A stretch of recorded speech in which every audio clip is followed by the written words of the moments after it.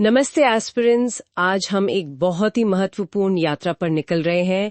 हम इग्नू की किताब MPSC 004 social and political thought in modern India यानी आधुनिक भारत में सामाजिक और राजनीतिक चिंतन का एक गहन पुनरीक्षण, एक डिटेल्ड रिवीजन करने वाले हैं। हाँ बिल्कुल, ये किताब यूपीएससी मेंस के जनरल स्टडीज और पॉलिटिकल साइंस ऑप्शनल दोनों के लिए अत्यंत महत्वपूर्ण है। Very crucial.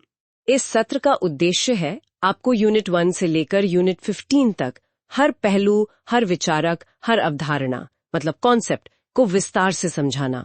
एग्जैक्टली ये सिर्फ एक सरसरी निगाह, एक ओवरव्यू नहीं है, बल्कि एक विस्तृत चर्चा, एन एक्सटेंसिव डिस्कशन होगी। Will go deep into each thinker, each idea. हाँ, तो तैयार हो जाइए, क्योंकि अगले कुछ घंटे हम आधुनिक भारतीय राजनीतिक चिंतन के सागर में गहराई तक उतरेंगे। हम आपको विश्वास दिलाते हैं, इस सत्र के बाद MPSC 004 आपकी उंगलियों पर होगा। वेल, उंगलियों पर तो शायद प्रैक्टिस से होगा, but the understanding will definitely be there. And yes, we promise to keep it engaging, maybe even crack a joke or two to keep you awake, though the subject itself is quite fascinating. हाँ बिल्कुल, और याद रखें ये एक revision सत्र है। We are covering the essence of all 15 units. हम जल्दी हर यूनिट पर डेडिकेटेड मतलब समर्पित सेशंस भी लाएंगे। This session is designed to help you revise the entire book in one go. All right then, let's start with Unit 1, Political Thought, the diverse strands in India. राजनीतिक चिंतन, भारत में विविध धाराएं। कहाँ से शुरू करें? देखिए, यूनिट 1 एक तरह से स्टेज सेट करती है। It Lay's the foundation. इसमें हम प्राचीन और मध्यकालीन भारत में राज्य मतलब स्टेट, संप्रभुता यानी सॉवरेनिटी और धर्म और राजनीति, रिलीजन एंड पॉलिटी के बीच के संबंध को देखते हैं। अच्छा, तो मतलब मॉडर्न थॉट को समझने के लिए पहले का बैकग्राउंड जरूरी है। Absolutely, you can't understand the modern without knowing the ancient and medieval roots. तो प्राचीन भारत की बात करें तो सबसे पहले कौटिल्य का अर्थशास्त्र आता है। Brilliant text. हाँ, अर्थशास्त्र और चाणक्य काफी सुना है। इसमें क्या खास है पॉलिटिकल थॉट के लिहाज से? देखिए, इसमें राज्य की उत्पत्ति, ओरिजिन ऑफ स्टेट पर विचार है, और सबसे महत्वपूर्ण है सप्तांग सिद्धांत, सप्तांगा थ्योरी। इसे 2 बार ध्यान से सुनिए, सप्तांगा थ्योरी। सप्तांग मतलब 7 अंग। एग्जैक्टली, 7 लिम्स और एलिमेंट्स ऑफ द स्टेट। ये हैं स्वामिन यानी राजा या संप्रभु, अमत्य यानी मंत्री या अधिकारी, जनपदा यानी क्षेत्र और लोग, दुर्गा यानी किला या राजधानी, कोसा यानी खजाना, दंडा यानी सेना या दंड नीति, और मित्र यानी मित्र या सहयोगी। Wow, 7 elements. स्वामिन, अमत्य, जनपदा, दुर्गा, कोसा, दंडा, मित्र। ये तो काफी कॉम्प्रिहेंसिव लगता है। हे, कौटिल्य ने राज्य को एक ऑर्गेनिक एंटिटी, एक जीवित इकाई की तरह देखा, जिसकी ये 7 अंग अनिवार्य हैं। हर अंग का अपना फंक्शन है और राज्य की सेहत के लिए सबका ठीक काम करना जरूरी है। जैसे अमात्य, द मिनिस्टर्स एंड ऑफिशियल्स, वो राजा की आंखें और कान हैं। जनपद, द टेरिटरी एंड पीपल, वो आधार हैं। और दुर्ग, कोश, दंड, ये सब सिक्योरिटी और एडमिनिस्ट्रेशन से जुड़े हैं। मित्र मतलब फॉरेन रिलेशंस। प्रिसाइसली। मित्र मतलब एलाइज। कौटिल्य ने स्टेटक्राफ्ट और डिप्लोमेसी पर बहुत जोर दिया। अर्थशास्त्र सिर्फ फिलॉसफी नहीं है, ये एक प्रैक्टिकल मैनुअल है गवर्नेंस का। ठीक है, कौटिल्य के अलावा प्राचीन भारत में और कौन से स्रोत महत्वपूर्ण हैं? मनुस्मृति भी एक महत्वपूर्ण टेक्स्ट है, हालांकि काफी कंट्रोवर्शियल भी रहा है। इसमें सामाजिक पदानुक्रम, सोशल हायरार्की और जाति व्यवस्था, कास्ट सिस्टम का विधान है। राजा के कर्तव्य, ड्यूटीज ऑफ द किंग बताए गए हैं। हाँ, मनुस्मृति का जिक्र अक्सर आता है, खासकर सोशल स्ट्रक्चर के संदर्भ में। इसमें गवर्नेंस पर क्या विचार है? इसमें डिसेंट्रलाइजेशन के तत्व मिलते हैं, लोक कल्याण, वेलफेयर स्टेट की बात भी है, और पब्लिक ओपिनियन यानी जनमत के महत्व को भी स्वीकारा गया है। पर हाँ, इसका जो सोशल कोड है वो काफी रिजिड और हायरार्किकल है। और दक्षिण भारत से तिरुकुरल का भी उल्लेख है शायद। बिल्कुल, तिरुकुरल तिरुवल्लुवर द्वारा रचित। इसमें भी राजनीति और नैतिकता पर महत्वपूर्ण विचार मिलते हैं। धर्म, अर्थ, कामा पर सेक्शंस हैं। It's a classic of Tamil literature with profound insights on governance and ethics. और क्या प्राचीन भारत में सिर्फ राजशाही थी, रिपब्लिक्स का क्या? ये एक आम मिसकंसेप्शन है कि सिर्फ मोनार्की थी। प्राचीन भारत में गणराज्य रिपब्लिक्स भी थे, जैसे शाक्यज जहां बुद्ध का जन्म हुआ, या वृजियन कॉन्फेडरेसी। हाँ, ये शायद उतने बड़े या शक्तिशाली न रहे हों जितने साम्राज्य, but they existed and had Republican forms of governance. That's important context. अब मध्यकालीन भारत की बात करते, इस्लाम का आगमन। हाँ, मध्यकालीन भारत में इस्लाम का आगमन भी बड़ा बदलाव था। इसने इस्लामी राजनीतिक विचार, इस्लामिक पॉलिटिकल थॉट को भारत में लाया। शरियत यानी इस्लामी कानून का महत्व बढ़ा। इसमें कौन से टेक्स्ट या थिंकर्स महत्वपूर्ण है? जियाउद्दीन बरनी की फतवाए जहांदारी बहुत महत्वपूर्ण है। इसमें बरनी ने आदर्श मुस्लिम शासक के कर्तव्य बताए हैं। न्याय, जस्टिस पर बहुत जोर है। कानून के स्रोत बताए गए हैं, कुरान, हदीस, इजमा, कॉन्सेंसस ऑफ स्कॉलर्स और कियास, एनालॉजिकल रीजनिंग। अच्छा, ये 4 सोर्सेज ऑफ लॉ हुए। और जवाबित, ये क्या था? जवाबित ये वो राज्य कानून थे जो सुल्तान अपनी जरूरत के हिसाब से बनाते थे, खासकर उन मामलों में जहां शरीयत स्पष्ट नहीं थी या लागू करना मुश्किल था। So it was state law supplementing the शरीयत। बरनी ने आदर्श राजा और जालिम राजा में फर्क किया है। ठीक है, बरनी के बाद मुगल काल में? मुगल काल में अबुल फजल की आईने अकबरी लैंडमार्क है। ये अकबर के शासन का डिटेल्ड अकाउंट है। इसमें अबुल फजल ने एक सच्चे राजा, ट्रू किंग, और एक स्वार्थी शासक, सेल्फिश रूलर में अंतर बताया है। क्या अंतर बताया है? ट्रू किंग वो है जो अपनी प्रजा के कल्याण के लिए जीता है। उसे ईश्वर से एक दैवीय शक्ति, डिवाइन पावर या प्रकाश, फरे-इजादी मिलता है। वो शांति और सहिष्णुता बनाए रखता है। सेल्फिश रूलर सिर्फ अपने लिए सोचता है। अबुल फजल ने एक केंद्रीकृत राजशाही, सेंट्रलाइज्ड मोनार्की और एक कुशल नौकरशाही, ब्यूरोक्रेसी का खाका खींचा। और समाज के बारे में? हाँ, उन्होंने समाज को 4 वर्गों में बांटा था, warriors, artisan merchants, the learned and labourers, और लोक कल्याण पर भी जोर दिया। अकबर का सुलह कुल, पीस विद ऑल का सिद्धांत इसी सोच का हिस्सा था। ग्रेट। अब इस यूनिट का एक और महत्वपूर्ण पहलू है धर्म और राजनीति का संबंध, रिलीजन एंड पॉलिटी। हाँ, भारत में ये हमेशा से एक जटिल और महत्वपूर्ण मुद्दा रहा है। प्राचीन काल में राजधर्म की अवधारणा थी, राजा का धर्म या कर्तव्य। मध्यकाल में शरीयत का प्रभाव बढ़ा, लेकिन भारत की खासियत रही है विभिन्न धार्मिक परंपराओं का सह अस्तित्व। ब्राह्मणवाद, बौद्ध, जैन, इस्लाम, फिर सूफीवाद, भक्ति आंदोलन, सिख धर्म, इन सब का राजनीति पर किसी न किसी रूप में प्रभाव पड़ा। और सेक्युलरिज्म की अवधारणा डॉक्टर एस राधाकृष्णन का जिक्र है। हाँ, डॉक्टर राधाकृष्णन ने भारतीय सेक्युलरिज्म को परिभाषित करते हुए कहा था कि ये धर्महीनता नहीं, बल्कि सभी धर्मों का समान आदर है। It's not irreligion but respect for all religions. ये भारत के हिस्टोरिकल एक्सपीरियंस से निकला है, जहां अलग अलग फेथ्स साथ रहे हैं। तो यूनिट 1 हमें ये दिखाता है कि भारत में पॉलिटिकल थॉट की जड़ें कितनी गहरी और विविध हैं।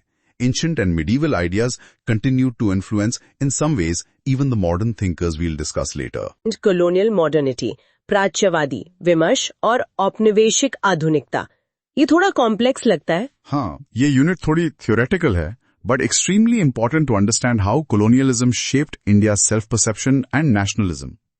इसमें हम देखते हैं कि कैसे भारत के बारे में ज्ञान, knowledge about India, खुद औपनिवेशिक परियोजना कॉलोनियल प्रोजेक्ट का हिस्सा था। तो ओरिएंटलिज्म, एडवर्ड सईद का नाम आता है इसमें। What exactly is orientalism? Said की किताब ओरिएंटलिज्म 1978 एक बॉम्बशेल थी। उन्होंने तर्क दिया कि ओरिएंट, पूरब, जिसमें भारत भी शामिल था, पश्चिम की एक रचना, अ वेस्टर्न कंस्ट्रक्ट है। ये सिर्फ ज्योग्राफिकल एरिया नहीं, बल्कि विचारों, इमेजेस और कल्पनाओं का एक पूरा ढांचा है, जिसे पश्चिम ने अपने प्रभुत्व, डोमिनेंस को बनाए रखने के लिए घड़ा। तो मतलब पश्चिम ने पूरब की एक खास इमेज बनाई, पिछड़ा हुआ, रहस्यमयी, तर्कहीन। Exactly. Exotic, despotic, irrational, unchanging, ये सब स्टीरियोटाइप्स ओरिएंटलिस्ट डिस्कोर्स का हिस्सा थे। और सईद कहते हैं कि ये सिर्फ झूठी इमेज नहीं थी, ये एक डिस्कोर्स था, a system of knowledge and power. इसने पूरब को जानने, समझने और उस पर शासन करने का तरीका तय किया। It wasn't just lies, it was a powerful way of thinking and acting upon the Orient. Okay. तो ये ज्ञान निर्माण का एक तरीका था। इस यूनिट में और कौन सी धाराएं हैं? स्कॉलरशिप की। हाँ, इसमें हाल की स्कॉलरशिप की कई स्ट्रैंड्स का जिक्र है, जैसे नियो गांधीयन क्रिटिक, जो आधुनिकता की आलोचना करती है। फिर सबॉल्टन स्टडीज स्कूल, ये बहुत इन्फ्लुएंशियल रहा है। सबॉल्टन स्टडीज, इसमें कौन लोग थे, क्या आइडिया था? इसमें एंटोनियो ग्रामशी का प्रभाव था, इटालियन मार्क्सिस्ट थिंकर। भारत में रंजीत गुहा इसके प्रमुख प्रस्तावक थे। इनका मुख्य तर्क था कि भारतीय इतिहास लेखन अब तक इलीट सेंट्रिक रहा है, नेशनलिस्ट इलीट्स या कॉलोनियल इलीट्स। हमें इतिहास को नीचे से देखना चाहिए, आम लोगों, किसानों, आदिवासियों, महिलाओं के नजरिए से, द सबॉल्टर्न्स। अच्छा, मतलब जिनकी आवाज इतिहास में दब गई थी उनको सुनना। Precisely. They tried to retrieve the voice and agency of the subaltern groups. फिर अमेरिका में एंथ्रोपोलॉजिकल स्टडीज का जिक्र है, जैसे बर्नार्ड कोन का काम, जिन्होंने बताया कि कैसे औपनिवेशिक ज्ञान प्रणालियों जैसे सेंसस या सर्वेज ने भारतीय समाज को कैटेगराइज और कंट्रोल किया। So knowledge systems as tools of control, interesting. और एडवर्ड सैयद का ओरिएंटलिज्म, ये कैसे जुड़ता है? सईद का काम इन सभी के लिए फाउंडेशनल है।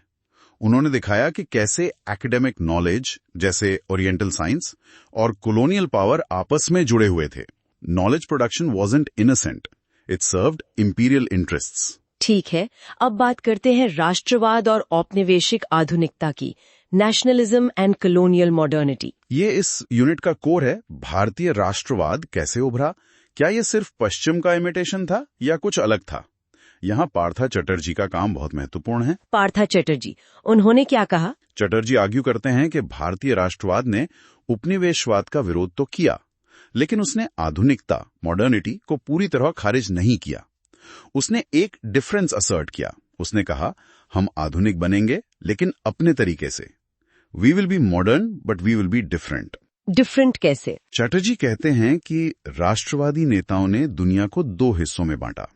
एक बाहरी क्षेत्र जो भौतिक दुनिया, अर्थव्यवस्था, राज्य प्रशासन का था, जहां पश्चिम से सीखना जरूरी था, और एक आंतरिक क्षेत्र जो संस्कृति, धर्म, परिवार, स्त्री का था, जहां भारतीयता को बचाए रखना था, पश्चिम के प्रभाव से मुक्त। अच्छा, तो ये इनर आउटर स्प्लिट संस्कृति को बचाने के लिए। हाँ, उनका तर्क है कि राष्ट्रवाद ने अपनी असली पहचान इसी आंतरिक, आध्यात्मिक, सांस्कृतिक क्षेत्र में बनाई। यहां पश्चिम की नकल नहीं की गई। इसी वजह से राष्ट्र की महिलाओं के बारे में इतनी चिंताएं थीं, क्योंकि उन्हें इस आंतरिक क्षेत्र का प्रतीक माना गया। ये काफी न्यूआंस्ड आर्ग्यूमेंट है। और इसमें सुदीप्त कविराज का भी जिक्र है। हाँ, सुदीप्ता कविराज ने भी इस पर लिखा है। उन्होंने पॉलिटिकल सोसाइटी का कॉन्सेप्ट दिया है, जो भारत जैसी पोस्ट कॉलोनियल सोसाइटीज में सिविल सोसाइटी से अलग काम करती है। कविराज और चैटर्जी दोनों मानते हैं कि भारत की मॉडर्निटी का सीक्वेंस और कैरेक्टर पश्चिम से अलग रहा है। It was a different modernity. Okay. और बेनेडिक्ट एंडरसन की इमेजिन कम्युनिटीज। हाँ, एंडरसन का तर्क है कि राष्ट्र कोई प्राकृतिक या शाश्वत इकाई नहीं है, ये एक इमेजिन्ड पॉलिटिकल कम्युनिटी है। लोग अपने राष्ट्र के बाकी लाखों लोगों से कभी नहीं मिलते, फिर भी उनके मन में एक साझा अपनेपन का एहसास होता है।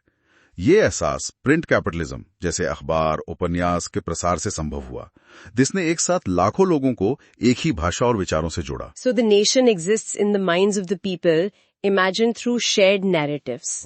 Powerful idea. Very powerful. अब देखते हैं राष्ट्रवाद, इतिहास और औपनिवेशिक ज्ञान का रिश्ता। Nationalism, history and colonial knowledge. इसमें क्या आता है? बात यह है कि 19वीं सदी में भारत का जो आइडिया बना, the very idea of India as a unified entity, वो काफी हद तक औपनिवेशिक ज्ञान का ही उत्पाद था। अंग्रेजों ने भारत के इतिहास को लिखा, उसके भूगोल को मैप किया, उसके लोगों को गिना, एन्यूमरेटेड। मतलब अंग्रेजों ने बताया कि भारत क्या है। एक तरह से हाँ, उन्होंने भारत के अतीत की खोज की, जैसे विलियम जोन्स ने एशियाटिक सोसाइटी ऑफ बंगाल की स्थापना की 1784 और संस्कृत और यूरोपीय भाषाओं का संबंध खोजा। जेम्स प्रिंसिप ने अशोक के शिलालेखों को पढ़ा। कनिंघम ने पुरातत्व का काम किया। इससे मौर्य, गुप्त, अशोक, कनिष्क जैसे शासकों और साम्राज्यों का ज्ञान सामने आया, जो भारतीयों को भी पहले उस रूप में पता नहीं था। ओपी केजरीवाल की किताब the Asiatic Society of Bengal and the discovery of India's past इसी पर है। तो ये ज्ञान राष्ट्रवादियों के लिए भी जरूरी हो गया। बिल्कुल। नेशनलिस्ट इमेजिनेशन ने इसी खोजे गए अतीत को अपना आधार बनाया। उन्होंने एक गौरवशाली अतीत की कल्पना की, जिससे वर्तमान की गुलामी का दर्द कम हो सके और भविष्य के लिए प्रेरणा मिले। सुदीप्त कविराज कहते हैं कि पहले समुदाय फजी होते थे, उनकी सीमाएं स्पष्ट नहीं थीं। अंग्रेजों ने उन्हें इन्यूमरेटेड कम्युनिटीज बना दिया, गिना हुआ, परिभाषित। राष्ट्रवाद ने इसी इन्यूमरेटेड कम्युनिटी की कल्पना को अपनाया। तो ओरिएंटलिज्म ने एक तरह से राष्ट्रवाद के लिए मटेरियल भी सप्लाई किया। Yes, in a complex way. Orientalism ने भारत के अतीत को ग्लोरीफाई भी किया, जैसे मैक्स म्यूलर, और उसे डेनिग्रेट भी किया, जैसे जेम्स मिल।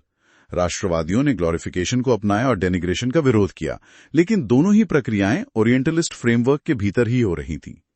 उपनिवेश का आत्मज्ञान, सेल्फ नॉलेज, भी औपनिवेशिक ज्ञान से ही शेप हो रहा था। Wow, this unit really forces us to think critically about knowledge, power and identity. उपनिवेशवाद सिर्फ राजनीतिक या आर्थिक नहीं था, वो मानसिक भी था। Precisely. It was about shaping the mind, shaping the very way people thought about themselves and their past. That's the core message of Unit 2. Excellent explanation. Let's proceed to Unit 3. Salient features of modern Indian political thought. आधुनिक भारतीय राजनीतिक चिंतन की मुख्य विशेषताएं। Okay.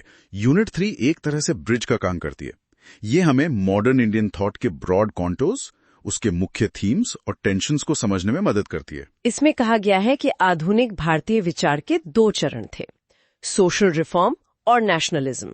हाँ, मोटे तौर पर पहला चरण रफली 19th सेंचुरी का पूर्वार्ध समाज सुधार, सोशल रिफॉर्म पर केंद्रित था। इसे अक्सर बंगाल रिनेसा, बंगाल पुनर्जागरण कहा जाता है। हालांकि इस टर्म पर अब काफी बहस है। दूसरा चरण 19th सेंचुरी के उत्तरार्ध और 20th सेंचुरी में राष्ट्रवाद पर केंद्रित हो गया। तो पहले समाज सुधार, फिर राजनीति। Generally speaking, yes. हालांकि दोनों के बीच कॉन्टिन्यूटी भी थी। कई राष्ट्रवादी नेता पहले समाज सुधारक भी थे और गांधी ने तो दोनों को फिर से जोड़ने की कोशिश की, बट द एम्फेसिस शिफ्टेड। ठीक है, तो पहले चरण समाज सुधार या हिंदू पुनर्जागरण की बात करते हैं। इसमें कौन लोग थे और क्या मुद्दे थे? इसमें बंगाल में राजा राम मोहन राय, ईश्वर चंद्र विद्यासागर, विवेकानंद जैसे लोग थे। पश्चिमी भारत में ज्योतिराव फूले, दयानंद सरस्वती, रानाडे जैसे विचारक थे। इनके मुख्य मुद्दे थे कास्ट सिस्टम का विरोध, मूर्ति पूजा की आलोचना, सती प्रथा का उन्मूलन, विधवा पुनर्विवाह और महिला शिक्षा पर जोर। इन सुधारकों की सोच क्या थी? What drove them? उनके 2 मुख्य बौद्धिक कदम, इंटेलेक्चुअल स्टेप्स थे। पहला, उन्होंने पश्चिमी उदार विचारों जैसे रीजन, इंडिविजुअल राइट्स, ह्यूमनिज्म से प्रेरणा ली। दूसरा, उन्होंने भारतीय अतीत का महिमा मंडन, वैलराइजेशन ऑफ द इंडियन पास्ट, वेदों उपनिषदों की दुहाई दी, ये दिखाने के लिए कि असली हिंदू धर्म इन बुराइयों से मुक्त था। अच्छा, तो पश्चिम से भी सीखा और अपने अतीत से भी जुड़ा। हाँ, बट इस भारतीय पुनर्जागरण या हिंदू रेनेसांस की अवधारणा की आलोचना भी हुई है। सुमित सरकार, अशोक सेन, भिक्षु पारेख जैसे विद्वानों का मानना है कि ये शब्द यूरोपियन रेनेसांस की नकल है और भारतीय कॉन्टेक्स्ट में फिट नहीं बैठता। ये सुधार आंदोलन काफी हद तक उच्च जातियों तक सीमित था और इसमें कॉलोनियल इन्फ्लुएंस भी बहुत था। It wasn't exactly a renaissance in the European sense. Fair point. अब दूसरे चरण पर आते हैं, राष्ट्रवादी चरण। इसमें क्या बदलाव आया? एजेंडा में बड़ा बदलाव आया, सामाजिक से राजनीतिक। अब मुख्य लक्ष्य ब्रिटिश शासन से आजादी पाना हो गया। पार्था चैटर्जी का इनर आउटर वाला आर्ग्यूमेंट यहां फिर आता है। राष्ट्रवादियों ने कहा कि बाहरी क्षेत्र में अंग्रेजों से लड़ना है, लेकिन आंतरिक क्षेत्र, संस्कृति, धर्म, समाज को बचाए रखना है, उसमें ज्यादा छेड़छाड़ नहीं करनी। तो क्या सामाजिक सुधार रुक गया? काफी हद तक हाँ। राजनीतिक एकता के नाम पर सामाजिक सुधार के विवादास्पद मुद्दों को पीछे धकेल दिया गया। इसका नतीजा ये हुआ कि फूले, अंबेडकर जैसे दलित बहुजन नेताओं और कई मुस्लिम नेताओं ने राष्ट्रवादियों की आलोचना की कि वे सिर्फ राजनीतिक आजादी की बात करते हैं, सामाजिक न्याय की नहीं। उन्होंने हिंदू प्रतीकों का इस्तेमाल पर भी सवाल उठाए। लेकिन गांधी जी, उन्होंने तो अस्पृश्यता के खिलाफ आवाज उठाई। Yes, Gandhi was an exception in many ways. उन्होंने अस्पृश्यता उन्मूलन, एबोलिशन ऑफ अनटचेबिलिटी को स्वराज के संघर्ष का अभिन्न अंग बनाया। But even he faced criticism from figures like Ambedkar for not going far enough against the caste system itself. Okay, तो राष्ट्रवादियों की मुख्य चिंताएं क्या थीं? What were their main concerns? उनकी चिंताएं थीं एक आधुनिक राज्य का निर्माण, मॉडर्न स्टेट, भारत की एक हिंदू पहचान गणना जो नेशनल भी हो और रिलीजियस भी, इसमें टेंशन था। स्टेट क्राफ्ट यानी शासन कला सीखना, पॉलिटिकल रियलिज्म अपनाना और जनता में इच्छा शक्ति जगाना। और मुस्लिम प्रतिक्रियाएं कैसी थीं? मुस्लिम रिस्पॉन्सेज। मुस्लिम समुदाय में भी अलग अलग प्रतिक्रियाएं थीं।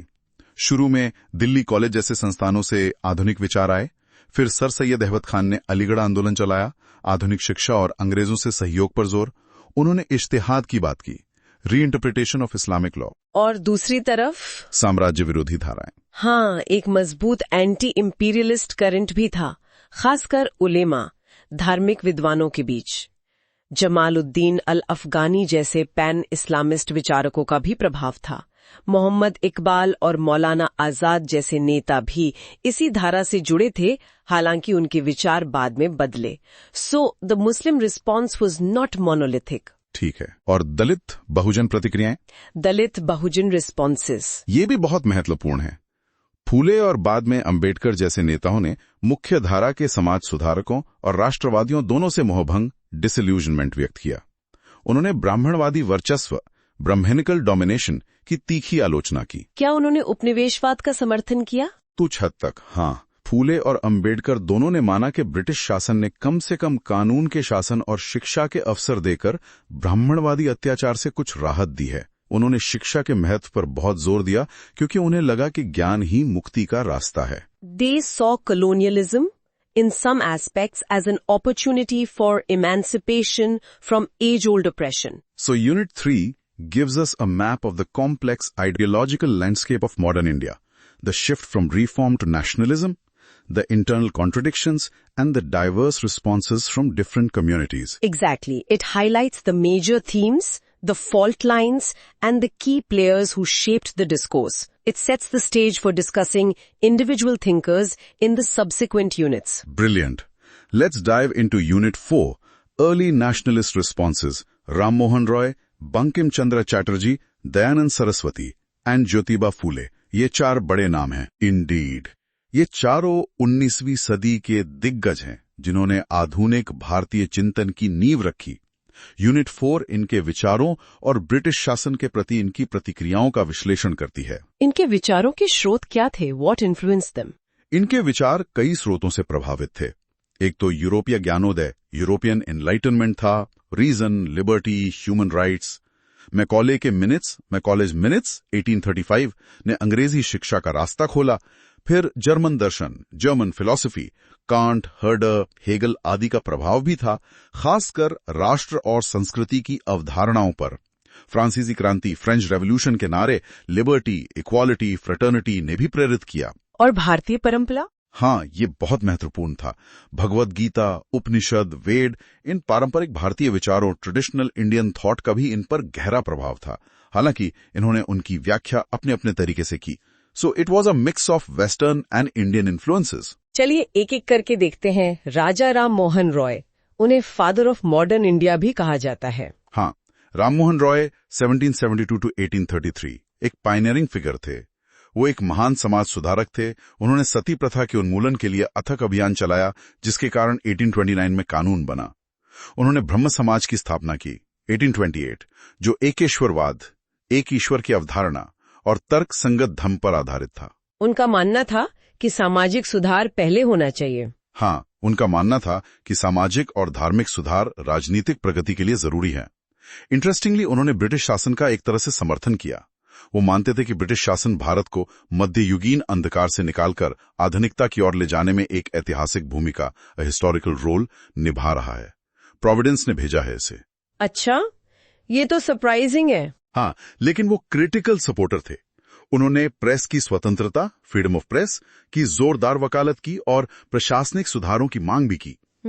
He engaged with the British using their own language of reason and rights. ठीक है, अब बंकिम चंद्र चटर्जी पर आते हैं, वंदे मातरम के रचयिता। बंकिम चंद्र 1818 से 1894 का योगदान राष्ट्रवाद को जगाने में बहुत बड़ा है। उनका उपन्यास आनंदमठ 1882, जिसमें वंदे मातरम गीत है, राष्ट्रवादियों के लिए प्रेरणा स्रोत बन गया। उन्होंने धर्म और राष्ट्रवाद का मिश्रण किया, भारत को मां दुर्गा के रूप में देखा। उनका अनुशीलन का सिद्धांत क्या था? अनुशीलन का मतलब है प्रैक्टिस या कल्चर। बंकिम के लिए इसमें ज्ञान, नॉलेज और कर्तव्य, ड्यूटी का संयोजन और कॉम्बिनेशन था। ये सिर्फ बौद्धिक विकास नहीं, बल्कि शारीरिक और नैतिक अनुशासन भी था, जो राष्ट्र सेवा के लिए जरूरी है। उनकी ये बात क्रांतिकारियों को बहुत पसंद आई। तो बंकिम ने राष्ट्रवाद को एक भावनात्मक और धार्मिक आधार दिया। बिल्कुल, he provided the emotional and spiritual fuel for nationalism. अब दयानंद सरस्वती की बात करते हैं। आर्य समाज के संस्थापक। हाँ, दयानंद सरस्वती 1824-1883 ने आर्य समाज की स्थापना 1875 में की।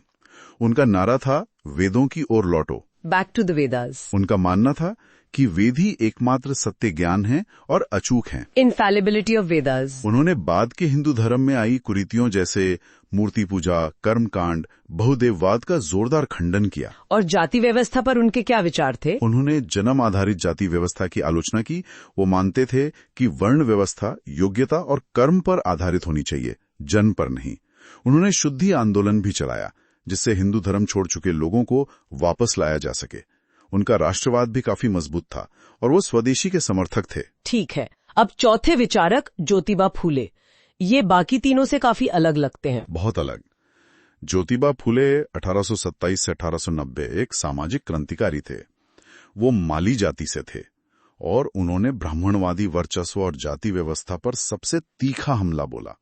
उन्होंने शूद्रों और अतिशूद्रों मतलब दलित की मुक्ति के लिए काम किया। उन्होंने सत्यशोधक समाज की स्थापना की थी। हाँ, 1873 में Satyashodhak Samaj society of truth seekers की स्थापना की। इसका उद्देश्य था निचली जातियों को सामाजिक और धार्मिक गुलामी से मुक्त कराना। फूले और उनकी पत्नी सावित्रीबाई फूले ने लड़कियों और निचली जातियों के बच्चों के लिए स्कूल खोले। वो महिला शिक्षा के प्रबल समर्थक थे। और ब्रिटिश शासन पर उनका क्या नजरिया था? राममोहन राय से अलग? हाँ, काफी अलग। जहां राममोहन रॉय ब्रिटिश शासन को प्रगति का माध्यम मानते थे, वहीं फूले उसे ब्राह्मणवादी डोमिनेशन से मुक्ति दिलाने वाले के रूप में देखते थे। He welcomed British rule as a means of liberation from the tyranny of the upper castes. ये एक बहुत ही रेडिकल पर्सपेक्टिव था उस समय। उन्होंने राष्ट्रवादियों की भी आलोचना की कि वे सिर्फ राजनीतिक सत्ता चाहते हैं, सामाजिक समानता नहीं। तो इन चारों विचारकों का एक तुलनात्मक मूल्यांकन, क्रिटिकल इवैल्यूएशन कैसे करेंगे? देखिए, चारों ने आधुनिक भारत की नींव रखी, पर उनके रास्ते अलग थे। राममोहन और दयानंद ने हिंदू धर्म में सुधार की बात की, पर अपने अपने तरीके से। बंकिम ने राष्ट्रवाद को धार दी, पर उसमें हिंदू तत्व प्रबल थे। फुले ने व्यवस्था को ही चैलेंज किया, खासकर जाति व्यवस्था को। इनमें कुछ कमियां भी थीं। आलोचनाएं भी हैं, जैसे बंकिम और दयानंद के विचारों में मुस्लिमों का बहिष्करण दिखता है, या कम से कम वो हिंदू परंपरा पर ज्यादा केंद्रित थे। राममोहन ब्रिटिश शासन को लेकर थोड़े ज्यादा आशावादी थे शायद। फुले का ब्रिटिश शासन का स्वागत भी बाद में प्रॉब्लमैटिक लगा। सुधार का एजेंडा भी ज्यादातर उच्च जातियों द्वारा ही तय हो रहा था। फुले अपवाद थे, but their contributions remain immense. They initiated the process of questioning, reforming, and imagining India in the modern era. Very clear explanation of these four foundational thinkers. Now let's move to Unit 5, Moderates and Extremists. Dadabhai Naoroji, M.G. Ranade, and B.G. Tilak.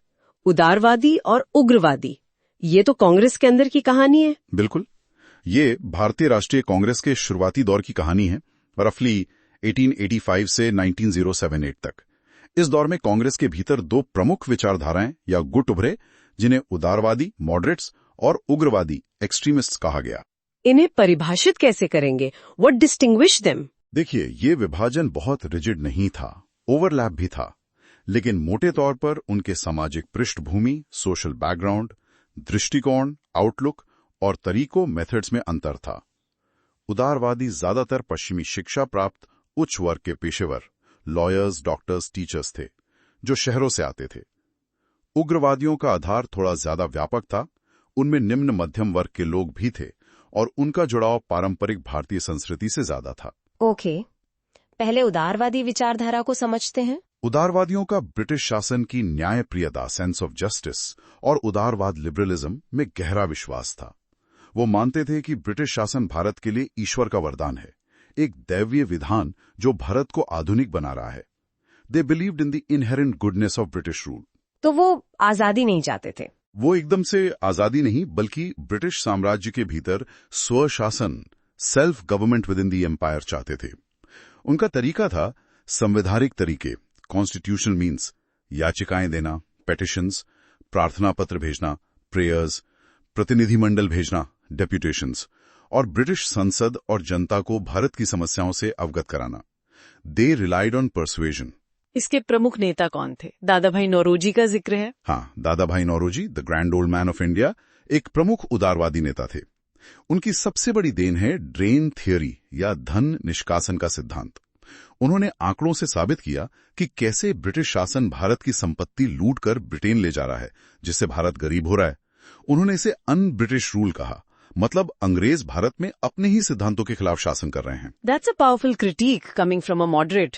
और MG Ranade? Mahadev Govind Ranade भी एक महत्वपूर्ण उदारवादी विचारक थे, खासकर महाराष्ट्र में। वो समाज सुधारक भी थे। उन्होंने ब्रिटिश शासन की प्रशंसा की कि उसने भारत में कानून का शासन यानी रेन ऑफ लॉ स्थापित किया और शांति व्यवस्था कायम की। वो राज्य के हस्तक्षेप, स्टेट इंटरवेंशन के समर्थक थे, खासकर आर्थिक विकास के लिए। तो उदारवादी ब्रिटिश सिस्टम के अंदर रहकर ही बदलाव चाहते थे। Exactly. Gradual reforms, constitutional agitation and faith in British justice, ये उनके की फीचर्स थे। अब आते हैं उग्रवादी विचारधारा पर। इनका उदय क्यों हुआ?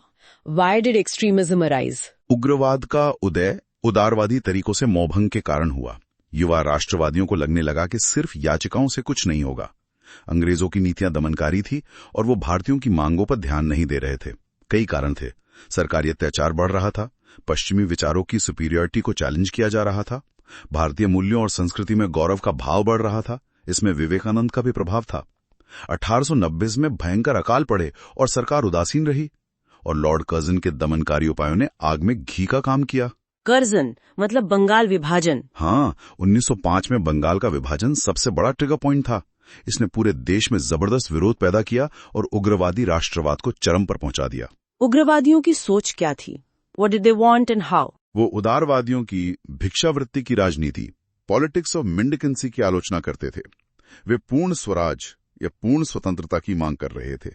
उनका तरीका था प्रत्यक्ष कार्रवाई, बॉयकॉट करना, विदेशी सामानों, स्कूलों, अदालतों का, स्वदेशी अपनाना, अपने देश की बनी चीजों का इस्तेमाल, राष्ट्रीय शिक्षा को बढ़ावा देना और जरूरत पड़ने पर निष्क्रिय प्रतिरोध या हड़ताल करना।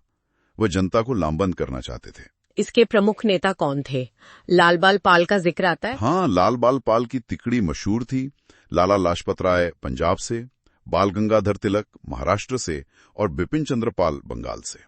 श्री अरविंदो घोष भी एक प्रमुख उग्रवादी विचारक थे, जिनकी बात हम अगली यूनिट में करेंगे। तिलक का योगदान सबसे ज्यादा माना जाता है शायद। हाँ, बाल गंगाधर तिलक उग्रवादी धारा के सबसे बड़े नेता थे। उन्होंने केसरी मराठी में और मराठा अंग्रेजी में अखबारों के जरिए अपने विचार फैलाए। उन्होंने जनता को जोड़ने के लिए गणपति उत्सव और शिवाजी उत्सव जैसे धार्मिक और सांस्कृतिक प्रतीकों का इस्तेमाल किया। उन्होंने विदेशी कपड़ों के बहिष्कार का आह्वान किया, नो कैक्स अभियान चलाए और प्लेग फैलने पर सरकार की निष्क्रियता के खिलाफ आवाज उठाई। और उनका नारा स्वराज मेरा जन्मसिद्ध अधिकार है। बिल्कुल, Swaraj is my birth right and I shall have it, ये उनका सबसे प्रसिद्ध नारा था, जिसने लाखों लोगों को प्रेरित किया। उन्होंने स्वराज की एक व्यापक अवधारणा दी, जिसमें सिर्फ राजनीतिक नहीं बल्कि सांस्कृतिक और धार्मिक स्वतंत्रता भी शामिल थी। उन्होंने प्रजाद्रोह, डिसअफेक्शन टुवर्ड्स द रूलर्स का समर्थन किया, जिसके लिए उन्हें जेल भी जाना पड़ा। लेकिन तिलक पर कुछ आरोप भी लगे, रूढ़िवादी होने के, सांप्रदायिक होने के। हाँ, उन पर ये आरोप लगे, जैसे उन्होंने एज ऑफ कंसेंट बिल, जिसमें लड़कियों की शादी की उम्र बढ़ाने का प्रावधान था, का विरोध किया था। इसे सामाजिक मामलों में सरकार का हस्तक्षेप माना। उन्होंने काउ प्रोटेक्शन सोसाइटीज का समर्थन किया। गणपति और शिवाजी उत्सवों के इस्तेमाल से कुछ मुस्लिम नेता अलग थलग महसूस करने लगे। उनका बचाव क्या है? What's the defence?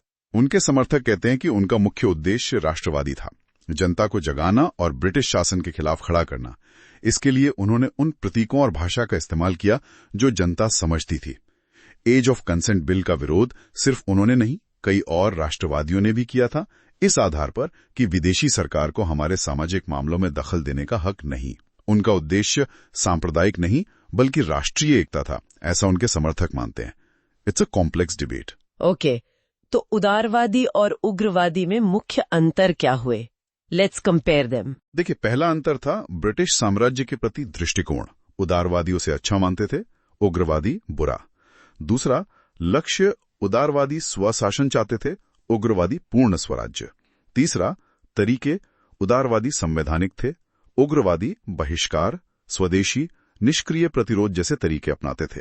चौथा, जनता की भूमिका उदारवादी ज्यादातर एलिट्स पर निर्भर थे, उग्रवादी जनता को लामबंद करना चाहते थे। पांचवा, प्रेरणा के स्रोत उदारवादी ब्रिटिश उदारवाद से प्रेरित थे, उग्रवादी भारतीय परंपरा और इतिहास से। और इसका क्लाइमैक्स हुआ 1907 के सूरत विभाजन में। हाँ, 1907 में कांग्रेस के सूरत अधिवेशन में दोनों गुटों के बीच मतभेद इतने बढ़ गए कि कांग्रेस दो हिस्सों में बंट गई। इसके कई कारण थे। अध्यक्ष पद का चुनाव, स्वदेशी और बहिष्कार के प्रस्तावों पर मतभेद। इस विभाजन से राष्ट्रीय आंदोलन को काफी नुकसान हुआ। अंग्रेजों को फूट डालने का मौका मिल गया। तो यूनिट 5 हमें कांग्रेस के शुरुआती दौर के आंतरिक संघर्ष और विचारधाराओं के विकास को समझने में मदद करती है। The moderate versus extremist debate was crucial in shaping the trajectory of the freedom struggle. Absolutely. It shows the evolution of nationalist thought from cautious reformism to assertive demands for Swaraj. Great discussion. Now let's move to Unit 6. Hinduism, Swami Vivekananda and Sri Aurobindo Ghosh.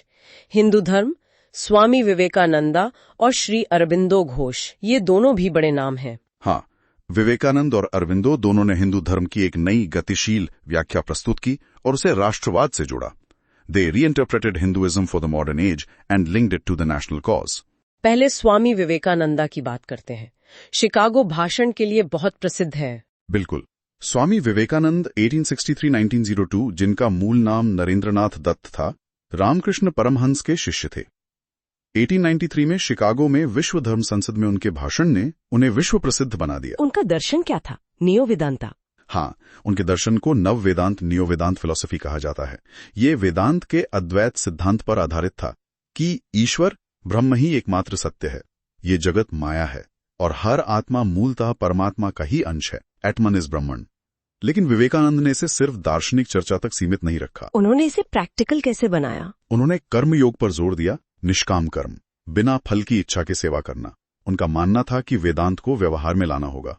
इसी को उन्होंने व्यवहारिक वेदांत, practical वेदांत कहा। इसका सबसे प्रसिद्ध रूप है दरिद्र नारायण की सेवा। गरीबों और पीड़ितों की सेवा ही ईश्वर की सच्ची पूजा है। Service to man is service to God. और यूनिवर्सल रिलीजन का कॉन्सेप्ट? हाँ, विवेकानंद सभी धर्मों के मूल सत्य को एक मानते थे। उन्होंने एक सार्वभौमिक धर्म, यूनिवर्सल रिलीजन की कल्पना की जो किसी एक पंथ या पैगंबर पर आधारित ना हो, बल्कि सभी धर्मों की अच्छी बातों को समाहित करे। वेदांत इसका आधार बन सकता है, ऐसा वो मानते थे। उनका राष्ट्रवाद कैसा था? नेशनलिज्म। विवेकानंद को भारतीय राष्ट्रवाद का पैगंबर, प्रॉफिट ऑफ इंडियन नेशनलिज्म कहा जाता है। उन्होंने भारतीयों में अपने अतीत, अपनी संस्कृति, अपने धर्म पर गर्व का भाव जगाया। उन्होंने युवाओं का आह्वान किया कि वो निडर बने, शारीरिक और मानसिक रूप से मजबूत बने और देश की सेवा में लग जाएं। Arise, awake and stop not till the goal is reached, ये उनका प्रसिद्ध आह्वान था। क्या वो सामाजिक बुराइयों के खिलाफ थे? जी बिल्कुल। उन्होंने सामाजिक बुराइयों, खासकर अस्पृश्यता और जातिगत भेदभाव की कड़ी आलोचना की। वो धार्मिक सहिष्णुता के पक्षधर थे। उनका मानना था कि भारत की राष्ट्रीय एकता का आधार आध्यात्मिकता, स्पिरिचुअलिटी ही हो सकती है। वो लोकतंत्र, डेमोक्रेसी और स्वतंत्रता, लिबर्टी के भी समर्थक थे। उनका सोशल चेंज का सिद्धांत क्या था? ब्राह्मण, क्षत्रिय योग वाला। हाँ, ये एक इंटरेस्टिंग आइडिया था। उन्होंने कहा कि इतिहास में शासन अलग अलग वर्णों के हाथ में रहा है। पहले ब्राह्मणों, पुजारी, ज्ञानी, फिर क्षत्रियों, योद्धा, शासक, फिर वैश्यों, व्यापारी, पूंजीपति का युग आया। अब अगला युग शूद्रों, श्रमिकों, आम जनता का होगा। ये एक तरह से सामाजिक क्रांति का संकेत था। Very inspiring figure. अब श्री अरबिंदो घोष पर आते हैं। हाँ, वो तो पहले क्रांतिकारी थे। हाँ, अरबिंदो घोष 1872-1950 का जीवन बहुत नाटकीय रहा। उनकी शिक्षा इंग्लैंड में हुई। भारत लौटकर वो बड़ौदा में प्रोफेसर बने। फिर बंगाल विभाजन के बाद उग्रवादी राजनीति में कूद पड़े। वो वंदे मातरम अखबार के संपादक थे और क्रांतिकारियों से भी जुड़े थे। फिर वो आध्यात्मिकता की ओर कैसे मुड़े? अलीपुर बमकांड में उन्हें गिरफ्तार कर लिया गया। जेल में उन्हें गहरे आध्यात्मिक अनुभव हुए। रिहा होने के बाद उन्होंने राजनीति छोड़ दी और पौंडीचेरी चले गए, जहां उन्होंने अपना आश्रम स्थापित किया और योग साधना में लीन हो गए। राजनीति छोड़ने से पहले उनके क्या विचार थे? उदारवादियों की आलोचना। हाँ, जब वो राजनीति में सक्रिय थे तब उन्होंने उदारवादियों की कड़ी आलोचना की। उन्होंने ओल्ड लैम्प्स फॉर न्यू नाम से लेखों की एक श्रृंखला लिखी, जिसमें उन्होंने कांग्रेस के याचिका प्रार्थना की राजनीति को पॉलिटिकल मेंडिकेंसी कहकर मजाक उड़ाया। उन्होंने कांग्रेस नेतृत्व को कायर और दिशाहीन बताया। उनका राष्ट्रवाद कैसा था विवेकानंद से अलग? उनका राष्ट्रवाद भी आध्यात्मिक था, जिसे स्पिरिचुअल नेशनलिज्म कहा जाता है। वो भी वेदांत दर्शन से गहरे प्रभावित थे। उन्होंने भारत को सिर्फ एक भौगोलिक इकाई नहीं, बल्कि भारत माता, मदर इंडिया, एक जीवित देवी शक्ति का रूप माना। स्वतंत्रता प्राप्त करना उनके लिए एक दैवीय मिशन था। उन्होंने पैसिव रेजिस्टेंस का सिद्धांत दिया था। Yes, this is very important. Aurobindo ने निष्क्रिय प्रतिरोध का, पैसिव रेजिस्टेंस का एक विस्तृत सिद्धांत दिया। उन्होंने कहा कि स्वराज हासिल करने के लिए अंग्रेजों का हर स्तर पर असहयोग करना होगा। स्वदेशी अपनाना, विदेशी सामानों का बहिष्कार करना, राष्ट्रीय शिक्षा संस्थानों की स्थापना करना, सरकारी अदालतों का बहिष्कार करना, ये सब शांतिपूर्ण तरीके से करना था, लेकिन जरूरत पड़ने पर हिंसा से पीछे नहीं हटना था। क्या इस पर आयरलैंड का प्रभाव था? हाँ, आयरिश होम रूल मूवमेंट और वहां के सिन फेन मूवमेंट के तरीकों का उन पर प्रभाव था। अरबिंदो का पैसिव रेजिस्टेंस का सिद्धांत काफी हद तक गांधी के सत्याग्रह का अग्रदूत माना जा सकता है, हालांकि दोनों में अंतर भी थे। और राज्य पर उनके क्या विचार थे? Fury of state. अरबिंदो ने पश्चिमी राज्य सिद्धांत, जो ज्यादातर भौतिकवादी और यूटिलिटेरियन है, की आलोचना की। उन्होंने भारतीय परंपरा के आधार पर राज्य का एक आध्यात्मिक और नैतिक उद्देश्य बताया। राज्य का काम सिर्फ कानून व्यवस्था बनाए रखना नहीं, बल्कि व्यक्ति के आध्यात्मिक विकास में भी मदद करना है। तो विवेकानंद और अरबिंदो दोनों ने हिंदू धर्म को रीइंटरप्रेट किया और राष्ट्रवाद को आध्यात्मिक आधार दिया। एग्जैक्टली। विवेकानंद ने सेवा और शक्ति पर जोर दिया। अरबिंदो ने आध्यात्मिक राष्ट्रवाद और निष्क्रिय प्रतिरोध का मार्ग दिखाया। दोनों ने भारतीयों में आत्मविश्वास जगाया और स्वतंत्रता संग्राम को वैचारिक ऊर्जा प्रदान की। They provided a powerful indigenous alternative to Western political ideas. Fascinating. Unit 7 shows the deep connection between religion, spirituality, and nationalism in modern India. Let's move to Unit 7. Hindutva. V.D. Savarkar and M.S. Golwalkar. ये एक sensitive विषय है। हाँ, ये विषय अक्सर विवादों में रहता है। इस यूनिट में हम हिंदुत्व की विचारधारा के उदय और विकास को देखते हैं और इसके दो प्रमुख विचारकों V.D. सावरकर और माधव सदाशिव गोलवलकर के विचारों का अध्ययन करते हैं। It's important to approach this topic analytically, understanding the ideas and their context without taking sides. ठीक है, तो हिंदुत्व विचारधारा की पृष्ठभूमि क्या थी? Why did it emerge? इसका उदय 1920 के दशक में हुआ। इसके पीछे कई कारण थे। असहयोग आंदोलन की विफलता के बाद देश में सांप्रदायिक तनाव बढ़ गए थे। खिलाफत आंदोलन ने कुछ हिंदुओं में चिंता पैदा की। मोपला विद्रोह, मोपला रिबेलियन 1921 जैसी घटनाओं ने भी हिंदू समुदाय में असुरक्षा का भाव बढ़ाया। तिलक के कुछ अनुयायी भी हिंदू संगठन की जरूरत महसूस कर रहे थे। इसी माहौल में हिंदुत्व की विचारधारा ने आकार लिया। V.D. सावरकर का इसमें क्या रोल था? सावरकर 1883 to 66 हिंदुत्व के प्रमुख सिद्धांतकार माने जाते हैं। उनका जीवन काफी उतार चढ़ाव भरा रहा। वो क्रांतिकारी थे, अंडमान जेल में लंबे समय तक रहे। रिहा होने के बाद उन्होंने हिंदू महासभा का नेतृत्व किया।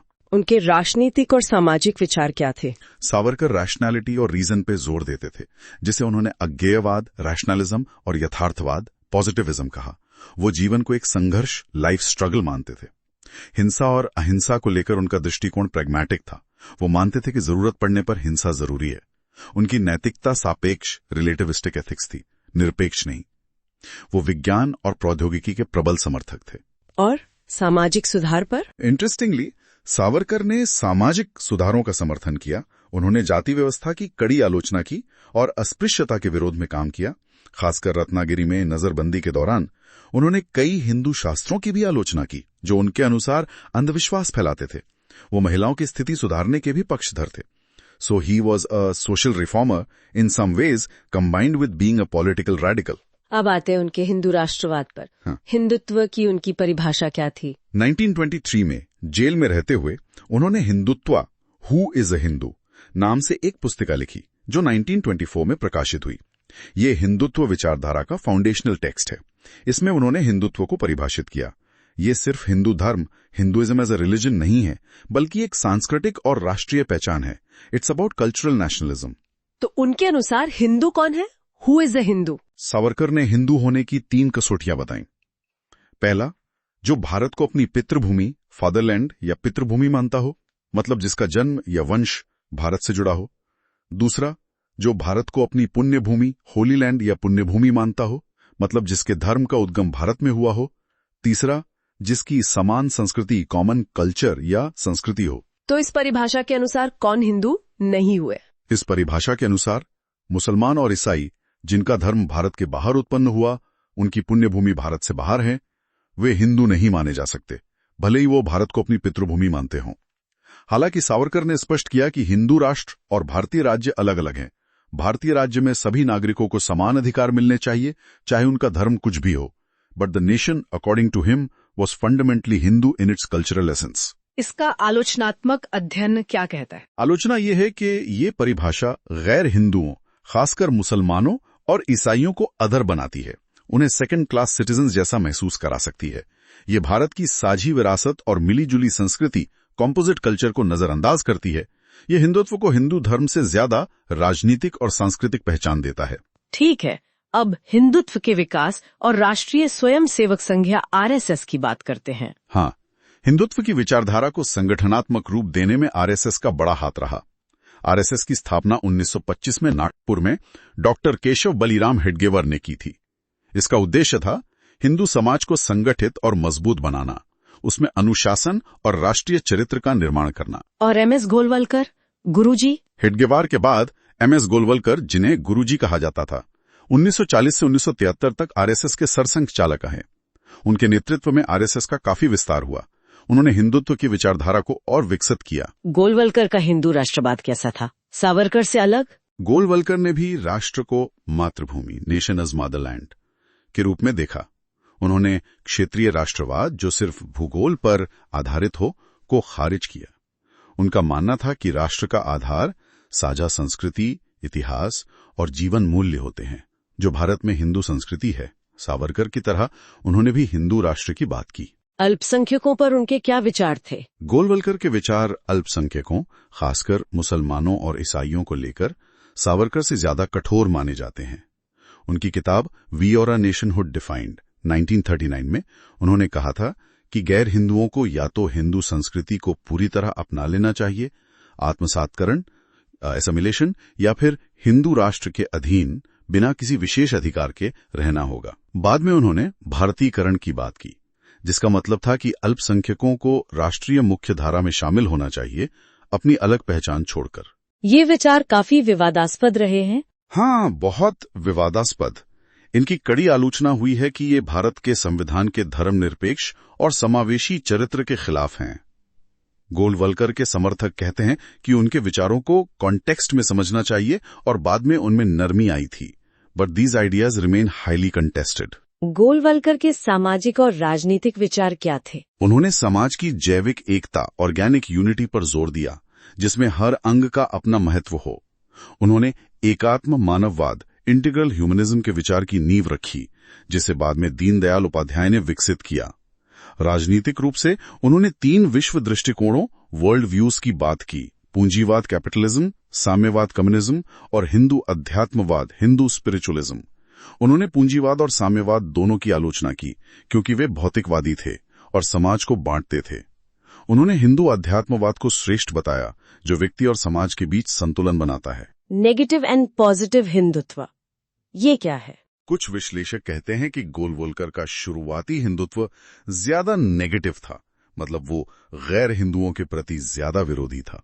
बाद का हिंदुत्व थोड़ा पॉजिटिव हुआ, जिसमें हिंदू समाज के आंतरिक सुधार और संगठन पर ज्यादा जोर था।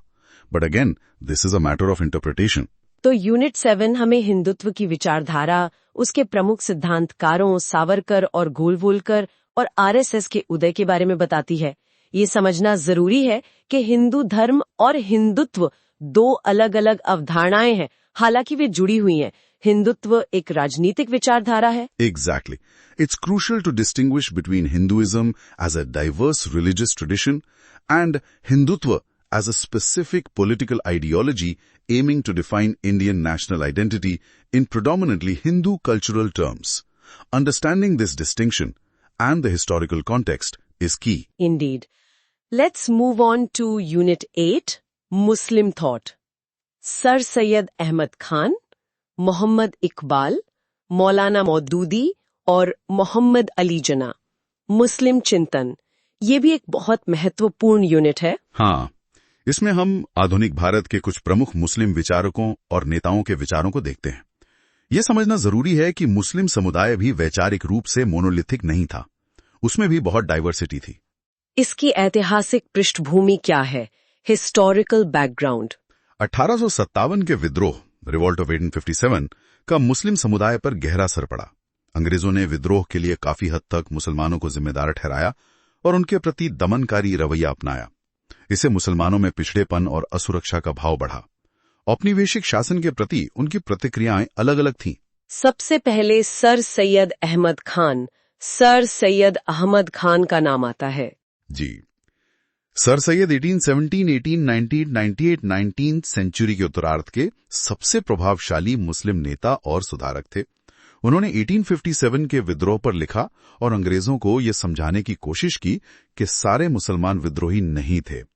उनका मुख्य जोर अंग्रेजों के साथ सुलह करने और मुसलमानों को आधुनिक शिक्षा, मॉडर्न एजुकेशन और विज्ञान की ओर ले जाने पर था। मोहम्मडन एंग्लो ओरिएंटल कॉलेज की स्थापना उन्होंने ही की थी। हाँ, 1875 में अलीगढ़ में MAO कॉलेज, जो बाद में अलीगढ़ मुस्लिम यूनिवर्सिटी बना, की स्थापना उनका सबसे बड़ा योगदान था।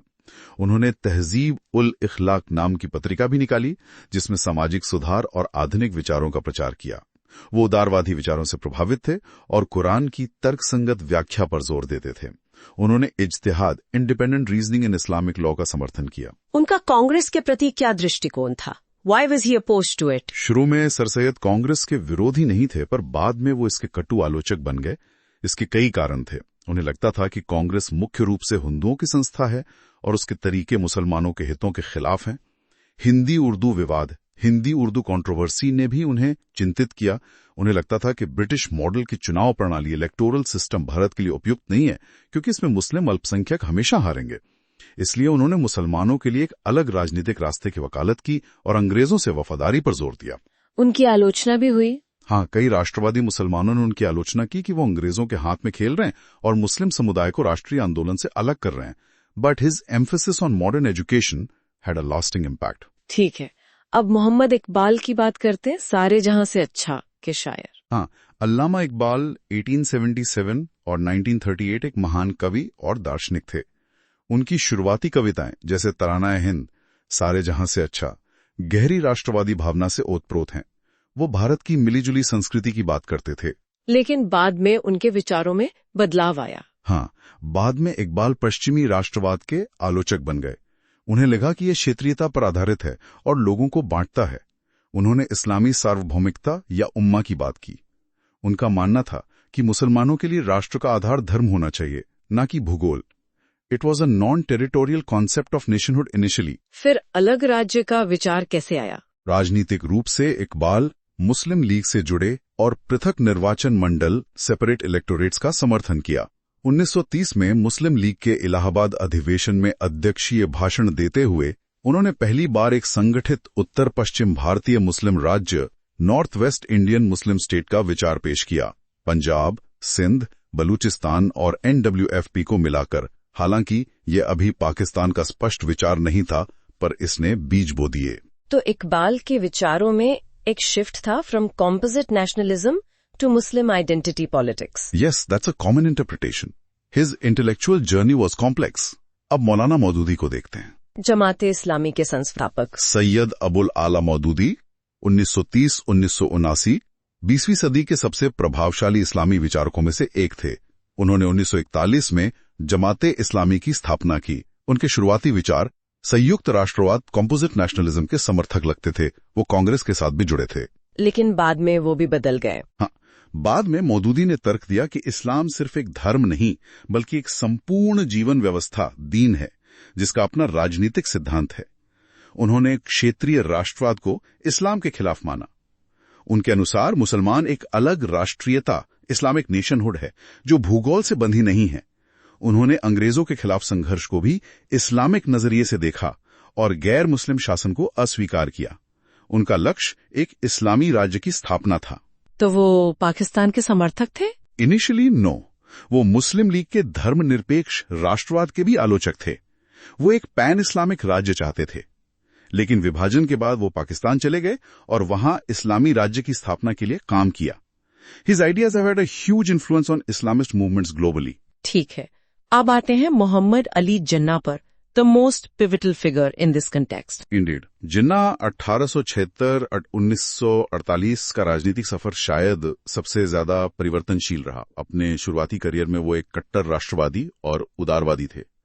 वो कांग्रेस और मुस्लिम लीग दोनों के सदस्य थे। गोपाल कृष्ण गोखले उन्हें हिंदू मुस्लिम एकता का राजदूत, ambassador of Hindu Muslim unity कहते थे। 1916 का लखनऊ समझौता, लखनऊ पैक्ट, जिसमें कांग्रेस ने मुस्लिम लीग की पृथक निर्वाचन मंडल की मांग मान ली, करवाने में उनकी बड़ी भूमिका थी। फिर बदलाव कब और क्यों आया?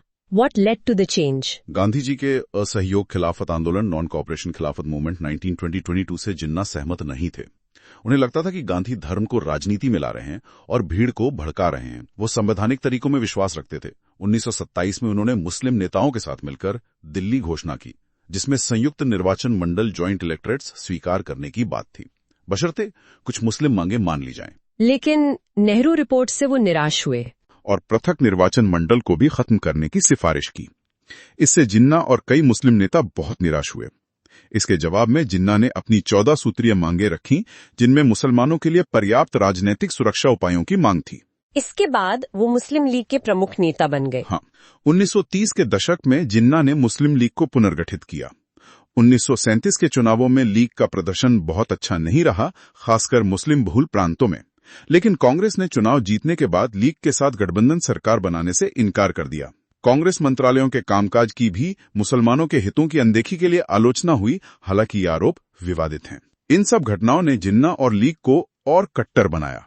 और फिर आया 2 राष्ट्र सिद्धांत। यस, जिन्ना और मुस्लिम लीग ने ये तर्क देना शुरू किया कि हिंदू और मुसलमान 2 अलग अलग राष्ट्र हैं, जिनकी संस्कृति, धर्म, इतिहास, जीवन मूल्य सब अलग हैं और वे एक साथ एक देश में नहीं रह सकते।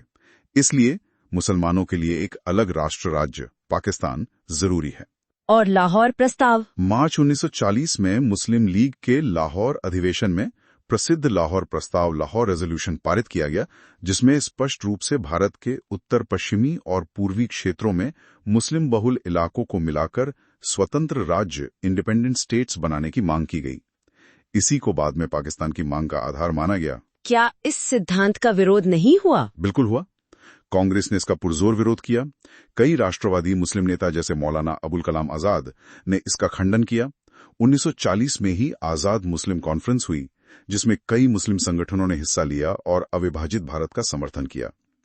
So the Muslim community itself was deeply divided on the issue of partition. Unit 8 shows the complex evolution of Muslim political thought in modern India, from reform and reconciliation to separatism. It highlights the diversity within the community and the crucial role played by figures like Sir Syed, Iqbal, Maududi, and ultimately Jinnah. Precisely. It's the story of shifting ideologies, political calculations, and historical contingencies that ultimately led to the partition of India. Understanding these different perspectives is vital. Absolutely. Now let's broaden our perspective with Unit 9, Other Nationalist Responses. E.V. Ramaswamy Naikar, Nazrul Islam, Pandita Ramabai, Jaipal Singh, Khan Singh.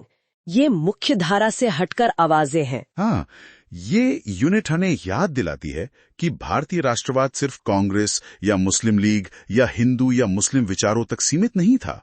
बहुत सी अन्य धाराएं भी थीं जो विभिन्न क्षेत्रीय, सामाजिक और धार्मिक समूहों की आकांक्षाओं और चिंताओं को व्यक्त कर रही थीं।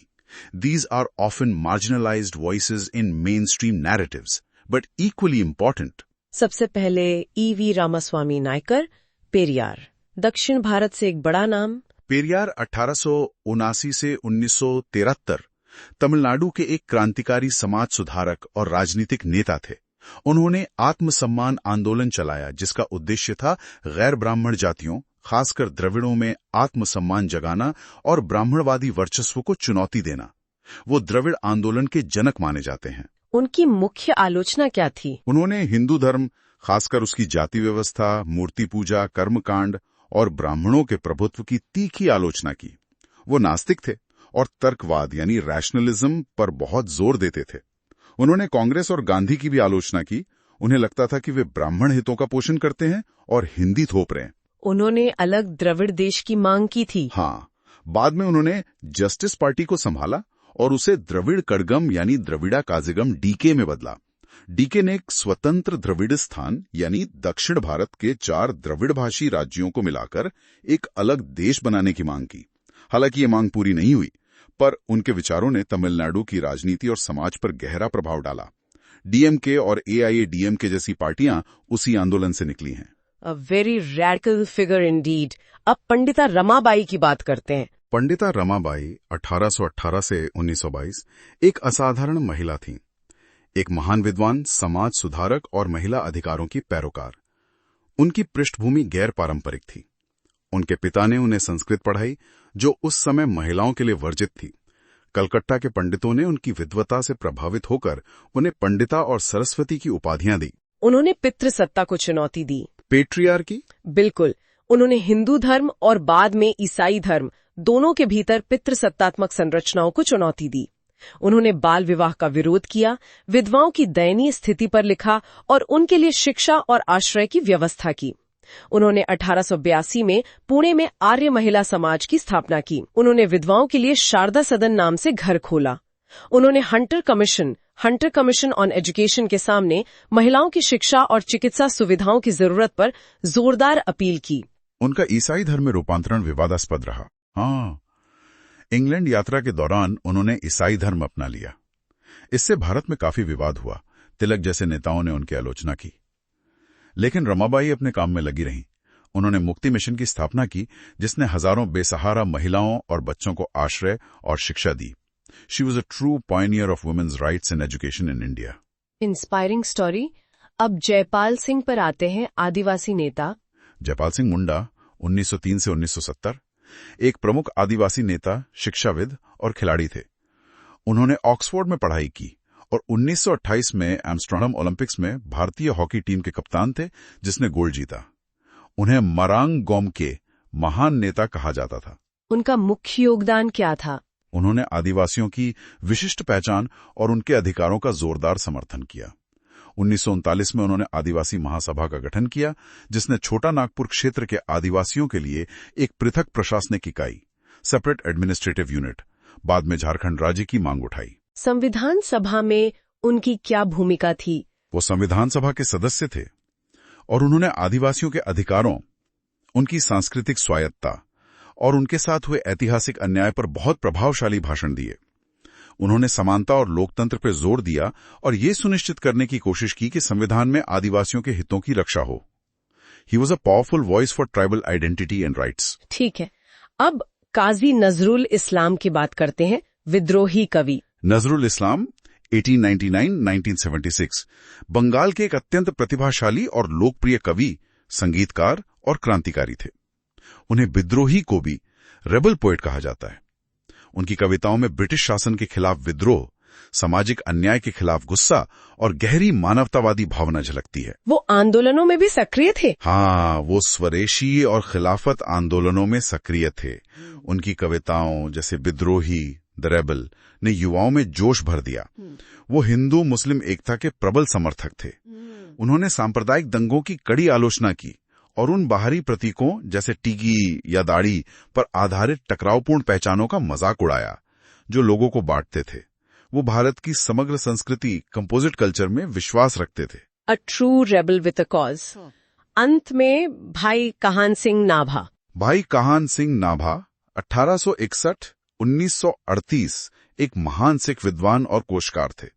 वो सिंह सभा आंदोलन से जुड़े थे, जिसका उद्देश्य सिख धर्म में सुधार लाना और उसकी विशिष्ट पहचान को स्थापित करना था। उनका सबसे प्रसिद्ध काम हम हिंदू नहीं। हाँ, 1898 में प्रकाशित उनकी पुस्तक हम हिंदू नहीं बहुत महत्वपूर्ण मानी जाती है।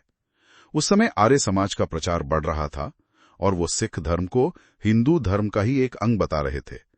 भाई काहन सिंह ने इस किताब में तर्क दिया कि सिख धर्म एक स्वतंत्र और विशिष्ट धर्म है, जिसकी अपनी अलग पहचान, शास्त्र, गुरु ग्रंथ साहिब और परंपराएं हैं। उन्होंने गुरु ग्रंथ साहिब के महत्व पर जोर दिया, हालांकि वो धार्मिक सहिष्णुता के भी पक्षधर थे। तो यूनिट 9 हमें दिखाती है कि राष्ट्रवाद की कहानी कितनी बहुस्तरीय थी। पेरियार, रामाबाई, जयपाल सिंह, नजरुल इस्लाम, काहन सिंह, ये सब उन आवाजों का प्रतिनिधित्व करते हैं जो शायद मुख्यधारा के नैरेटिव में उतनी सुनाई नहीं देती, पर जिन्होंने भारत की विविधता और उसके आंतरिक संघर्षों को आकार दिया। Precisely. It enriches our understanding of nationalism by showing the perspectives from the margins, regional, caste-based, gender-based, tribal, and religious minority perspectives. It reminds us that India was being imagined and contested in multiple ways. Absolutely crucial unit. Now let's turn to one of the most important figures in modern Indian history and thought, Unit 10, Gandhian thought, गांधीवादी चिंतन। हाँ, महात्मा गांधी 1869-1948 के विचारों ने न सिर्फ भारत के स्वतंत्रता संग्राम को बल्कि पूरी दुनिया के चिंतन को प्रभावित किया। उनके दर्शन के कई पहलू हैं और वे सब आपस में जुड़े हुए हैं। उनके जीवन और प्रभावों के बारे में थोड़ा बताएं। एक रहे, उन पर कई विचारकों का प्रभाव था। Leo Tolstoy, John Ruskin, Henry David Thoreau और साथ ही भारतीय ग्रंथ जैसे भगवद गीता और उपनिषद। उनके विचार, उनके लेखन जैसे हिंद स्वराज 1909 और उनके अखबार यंग इंडिया और हरिजन में मिलते हैं। उनके दर्शन का केंद्र क्या था? सत्य और ईश्वर। हाँ, सत्य उनके लिए सर्वोपरि था और धीरे धीरे वो इस निष्कर्ष पर पहुंचे कि सत्य ही ईश्वर है। Truth is God. ईश्वर कोई व्यक्ति नहीं बल्कि एक सिद्धांत, एक नियम, एक शक्ति है जो सत्य के रूप में प्रकट होती है। आत्म साक्षात्कार या मोक्ष का लक्ष्य सत्य को जानना और उस पर चलना है। इसके लिए अंतरात्मा की आवाज सुनना जरूरी है। मानव स्वभाव के बारे में उनके क्या विचार थे? गांधी जी मनुष्य की आंतरिक अच्छाई और दिव्यता में विश्वास रखते थे। उनका मानना था कि हर व्यक्ति में सुधार और परिवर्तन की क्षमता होती है। कोई भी व्यक्ति पैदाइशी बुरा नहीं होता। इसीलिए वो विरोधी का हृदय परिवर्तन, चेंज ऑफ हार्ट करने में विश्वास रखते थे, उसे नष्ट करने में नहीं। धर्म और राजनीति का संबंध, ये बहुत महत्वपूर्ण है। हाँ, गांधी जी मानते थे कि धर्म और राजनीति अविभाज्य हैं, लेकिन यहाँ धर्म का मतलब किसी पंथ या संप्रदाय से नहीं था, बल्कि सार्वभौमिक नैतिकता और सत्य के सिद्धांतों से था। उनके लिए राजनीति सत्ता का खेल नहीं बल्कि सेवा का माध्यम थी। उन्होंने कहा था, धर्म रहित राजनीति पूर्ण गंदगी है और आत्मा को मार देती है। साध्य और साधन की एकता, ये क्या है? ये गांधी जी के दर्शन का एक और कॉर्नरस्टोन है। उनका मानना था कि साध्य मतलब एंड कितना भी अच्छा क्यों ना हो, उसे पाने के लिए साधन मतलब मीन्स भी उतने ही शुद्ध और नैतिक होने चाहिए। गलत साधनों से कभी अच्छा परिणाम नहीं मिल सकता। As the means so the end. साधन बीज की तरह है और साध्य पेड़ की तरह। इस पर गीता के अनासक्ति योग, निष्कामा कर्मा का गहरा प्रभाव था। कर्म करो, फल की चिंता मत करो, और कर्म सही होना चाहिए। और इसी से जुड़ा है सत्याग्रह। बिल्कुल, सत्याग्रह का शाब्दिक अर्थ है सत्य के लिए आग्रह। ये गांधी जी का अन्याय के खिलाफ लड़ने का मुख्य हथियार था। ये एक नैतिक हथियार है जो अहिंसक प्रतिरोध, नॉन वायलेंट रेजिस्टेंस पर आधारित है। इसका उद्देश्य विरोधी को सजा देना नहीं, बल्कि उसका हृदय परिवर्तन करके उसे सत्य का एहसास कराना है। इसमें अहिंसा का क्या रोल है? अहिंसा सत्याग्रह का आधार है। गांधी जी के लिए अहिंसा सिर्फ हिंसा न करना, नॉन किलिंग नहीं थी, बल्कि ये प्रेम का सकारात्मक रूप था, पॉजिटिव फॉर्म ऑफ लव। मन, वचन और कर्म तीनों से हिंसा न करना, ये कायरता से बिल्कुल अलग है। गांधी जी कहते थे कि हिंसा से बेहतर है कायरता, लेकिन अहिंसा सबसे श्रेष्ठ है। इट रिक्वायर्स इमेंस करेज। अब आते हैं स्वराज पर। इसका क्या अर्थ था गांधी जी के लिए? स्वराज का अर्थ गांधी जी के लिए सिर्फ राजनीतिक स्वतंत्रता या अंग्रेजों का चले जाना नहीं था। ये बहुत व्यापक अवधारणा थी। इसमें आत्मशासन, सेल्फ रूल और आत्म संयम, सेल्फ रिस्ट्रेंट दोनों शामिल थे। ये व्यक्ति के स्तर पर भी था, अपनी इंद्रियों पर नियंत्रण, और समाज और राष्ट्र के स्तर पर भी। ये आंतरिक और बाहरी स्वतंत्रता दोनों थी। तो ये सिर्फ पॉलिटिकल नहीं बल्कि मॉरल और स्पिरिचुअल भी था। एग्जैक्टली। स्वराज का मतलब था जनता की क्षमता का विकास, capacity of the people to regulate their own lives. इसके आर्थिक, सामाजिक और राजनीतिक आयाम थे। जब कांग्रेस ने पूर्ण स्वराज का प्रस्ताव पास किया 1929, तो गांधी जी ने उसे इसी व्यापक अर्थ में लिया। संसदीय लोकतंत्र पर उनके क्या विचार थे? गांधी जी पश्चिमी संसदीय लोकतंत्र के आलोचक थे, जैसा उन्होंने हिंद स्वराज में लिखा है। उन्हें लगता था कि ये सिर्फ बहुमत का शासन है, खर्चीला है और इसमें सच्ची जन भागीदारी नहीं होती। वो एक ऐसे लोकतंत्र की कल्पना करते थे जो अहिंसक साधनों पर आधारित हो, जिसमें सत्ता का विकेंद्रीकरण हो और हर व्यक्ति की आवाज सुनी जाए।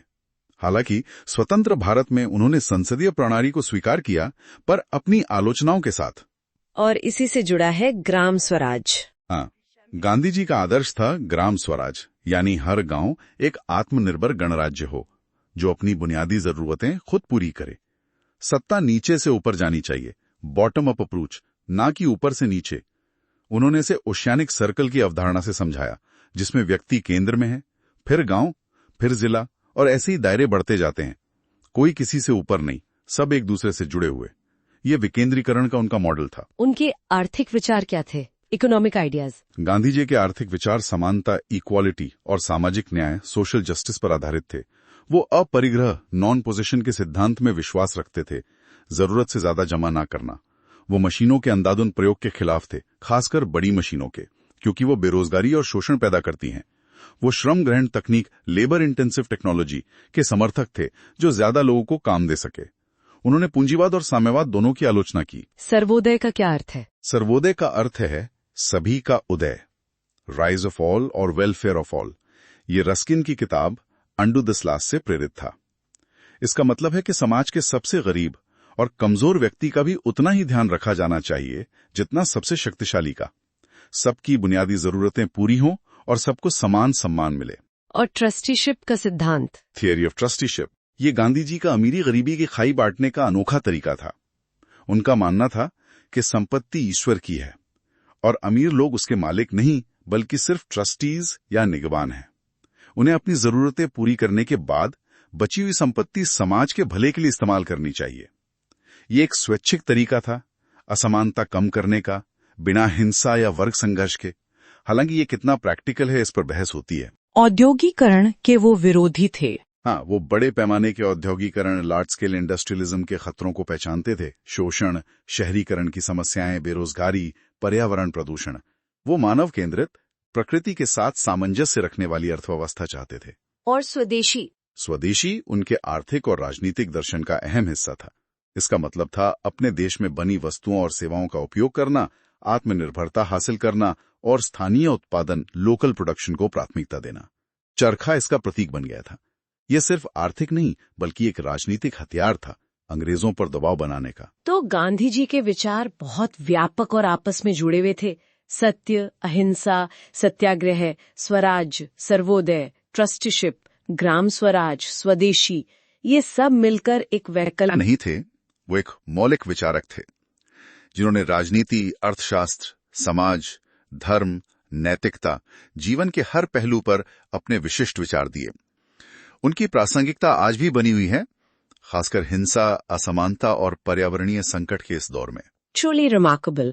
Unit 10 provides a deep insight into the philosophy that guided India's freedom struggle and continues to inspire many. Now let's discuss Unit 11. Jawaharlal Nehru, Bharat के पहले प्रधानमंत्री। हाँ, जवाहरलाल नेहरू 1889-1964 आधुनिक भारत के निर्माता, आर्किटेक्ट ऑफ मॉडर्न इंडिया माने जाते हैं। गांधी जी के बाद वो सबसे प्रभावशाली नेता थे। उनके विचार गांधी जी से कई मायनों में अलग थे, पर दोनों का लक्ष्य एक ही था, एक स्वतंत्र, आधुनिक और प्रगतिशील भारत का निर्माण। नेहरू की पृष्ठभूमि और प्रभाव क्या थे? नेहरू की शिक्षा इंग्लैंड में हुई थी, हैरो और कैम्ब्रिज। उन पर पश्चिमी उदार मानवतावाद, ब्रिटिश ह्यूमनिज्म और फेबियन समाजवाद, फेबियन सोशलिज्म का गहरा प्रभाव था। वो विज्ञान और तर्क में विश्वास रखते थे। उनकी प्रमुख पुस्तकें हैं glimpses of world history, an autobiography और द डिस्कवरी ऑफ इंडिया, जिनसे उनके विचारों का पता चलता है। उनका वैज्ञानिक दृष्टिकोण? साइंटिफिक टेम्पर क्या था? नेहरू बार बार साइंटिफिक टेम्पर की बात करते थे। इसका मतलब था जीवन और समस्याओं के प्रति एक तर्कसंगत, रैशनल, वस्तुनिष्ठ, ऑब्जेक्टिव और वैज्ञानिक नजरिया अपनाना। वो मानते थे कि भारत की प्रगति के लिए विज्ञान और प्रौद्योगिकी, साइंस एंड टेक्नोलॉजी का विकास बहुत जरूरी है। वो अंधविश्वास और रूढ़िवाद के खिलाफ थे। विज्ञान और धर्म पर उनके क्या विचार थे? Did he see a conflict? Nehru खुद एग्नोस्टिक थे, जी। पर वो धर्म के विरोधी नहीं थे। उनका मानना था कि विज्ञान और धर्म अलग अलग क्षेत्र हैं। विज्ञान भौतिक जगत को समझने का तरीका है, जबकि धर्म या नैतिकता मूल्यों और अर्थ की खोज करता है। हाँ, वो संगठित धर्म, ऑर्गेनाइज्ड रिलीजन के पाखंड और कट्टरता के आलोचक थे। उन्होंने वैज्ञानिक मानवतावाद, साइंटिफिक ह्यूमनिज्म की बात की, जो विज्ञान पर आधारित हो, पर उसमें मानवीय मूल्य, नैतिकता और सामाजिक सुधार का भी स्थान हो। It was about pragmatism and ethical conduct informed by reason. Nehru का संस्कृति सिद्धांत क्या था? नेहरू भारत की अनेकता में एकता, यूनिटी इन डाइवर्सिटी के प्रबल समर्थक थे। वो भारत की हजारों साल पुरानी सभ्यता पर गर्व करते थे, लेकिन वो उसे स्थिर नहीं मानते थे। उनका मानना था कि भारतीय संस्कृति हमेशा से ग्रहणशील रही है, उसने बाहरी प्रभावों को आत्मसात किया है। वो सांस्कृतिक बहुलवाद, कल्चरल प्लूरलिज्म और संश्लेषण, सिंथेसिस में विश्वास रखते थे। इसी सोच ने उनके धर्मनिरपेक्षता के विचार को आधार दिया। राज्य का कोई धर्म नहीं होगा और सभी धर्मों को समान स्वतंत्रता और सम्मान मिलेगा। उनकी राजनीतिक विचार क्या थे नेशनलिज्म और डेमोक्रेसी पर? नेहरू एक गहरे राष्ट्रवादी थे, लेकिन उनका राष्ट्रवाद संकीर्ण नहीं था। वो मानते थे कि राष्ट्रवाद समूह स्मृति, ग्रुप मेमोरी और साझा अनुभवों से बनता है, लेकिन उसे अंतरराष्ट्रीयतावाद तक विस्तार देना जरूरी है। वो लोकतंत्र, डेमोक्रेसी में अटूट विश्वास रखते थे, खासकर उदारवादी लोकतंत्र, लिबरल डेमोक्रेसी में, जिसमें नागरिक स्वतंत्रताएं, सिविल लिबर्टीज, मौलिक अधिकार और कानून का शासन हो। व्यक्तिगत स्वतंत्रता और समानता पर उनके क्या विचार थे? इंडिविजुअल फ्रीडम एंड इक्वालिटी, ये नेहरू के लिए बहुत महत्वपूर्ण मूल्य थे। वो मानते थे कि व्यक्ति का विकास सर्वोपरि है और राज्य को इसमें मदद करनी चाहिए। समानता का मतलब सिर्फ राजनीतिक नहीं, बल्कि सामाजिक और आर्थिक समानता भी था। और संसदीय लोकतंत्र, parliamentary democracy, why did he favour it? Nehru ने भारत के लिए संसदीय प्रणाली को चुना। इसके कई कारण थे। उन्हें लगता था कि यह प्रणाली लचीली है और भारत जैसी विविधता वाले देश के लिए उपयुक्त है। इसमें कार्यपालिका विधायिका के प्रति जवाबदेह होती है। उन्होंने कैबिनेट प्रणाली, स्वतंत्र न्यायपालिका और विधायिका, कार्यपालिका, न्यायपालिका के बीच संस्थागत संतुलन पर जोर दिया।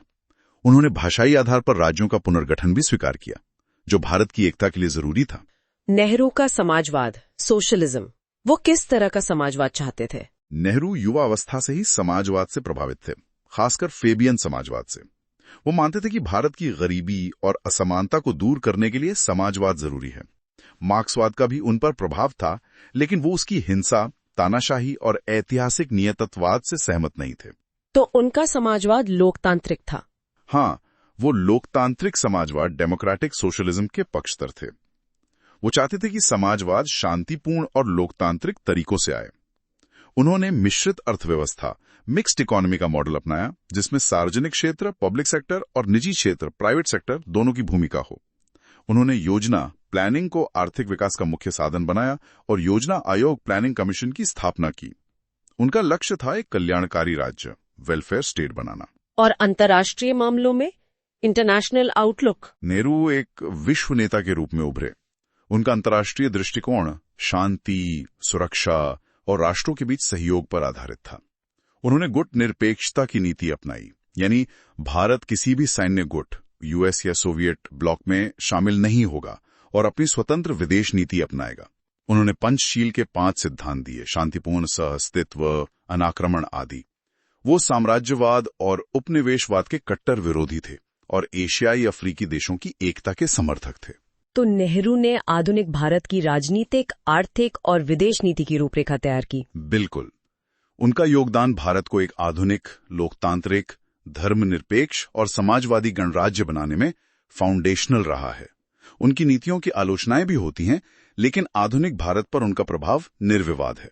He laid the institutional and ideological foundations of independent India. An incredibly important figure. Now, Unit 12, B.R. Ambedkar, एक और दिग्गज जिनकी सोच ने भारत को गहराई से बदला। डॉक्टर भीमराव रामजी अंबेडकर 1891 से 1856 एक विधिवेत्ता, अर्थशास्त्री, समाज सुधारक और सबसे बढ़कर दलितों के मसीहा। उनके विचार और संघर्ष आज भी करोड़ों लोगों को प्रेरणा देते हैं। उनकी पृष्ठभूमि और प्रभाव क्या थे? अंबेडकर का जन्म महार जाति में हुआ था, जिसे अछूत माना जाता था। उन्होंने बचपन से ही भयानक सामाजिक अपमान, सोशल ह्यूमिलिएशन झेला, लेकिन अपनी असाधारण प्रतिभा और मेहनत से उन्होंने कोलंबिया यूनिवर्सिटी और लंदन स्कूल ऑफ इकोनॉमिक्स से उच्च शिक्षा प्राप्त की। उन पर पश्चिमी उदारवाद, वेस्टर्न लिबरलिज्म, खासकर जॉन ड्यूई और भारतीय सामाजिक क्रांतिकारियों जैसे फूले का प्रभाव था। उनका अपना अनुभव उनके विचारों का सबसे बड़ा स्रोत था। उनका वैचारिक अभिविन्यास क्या था?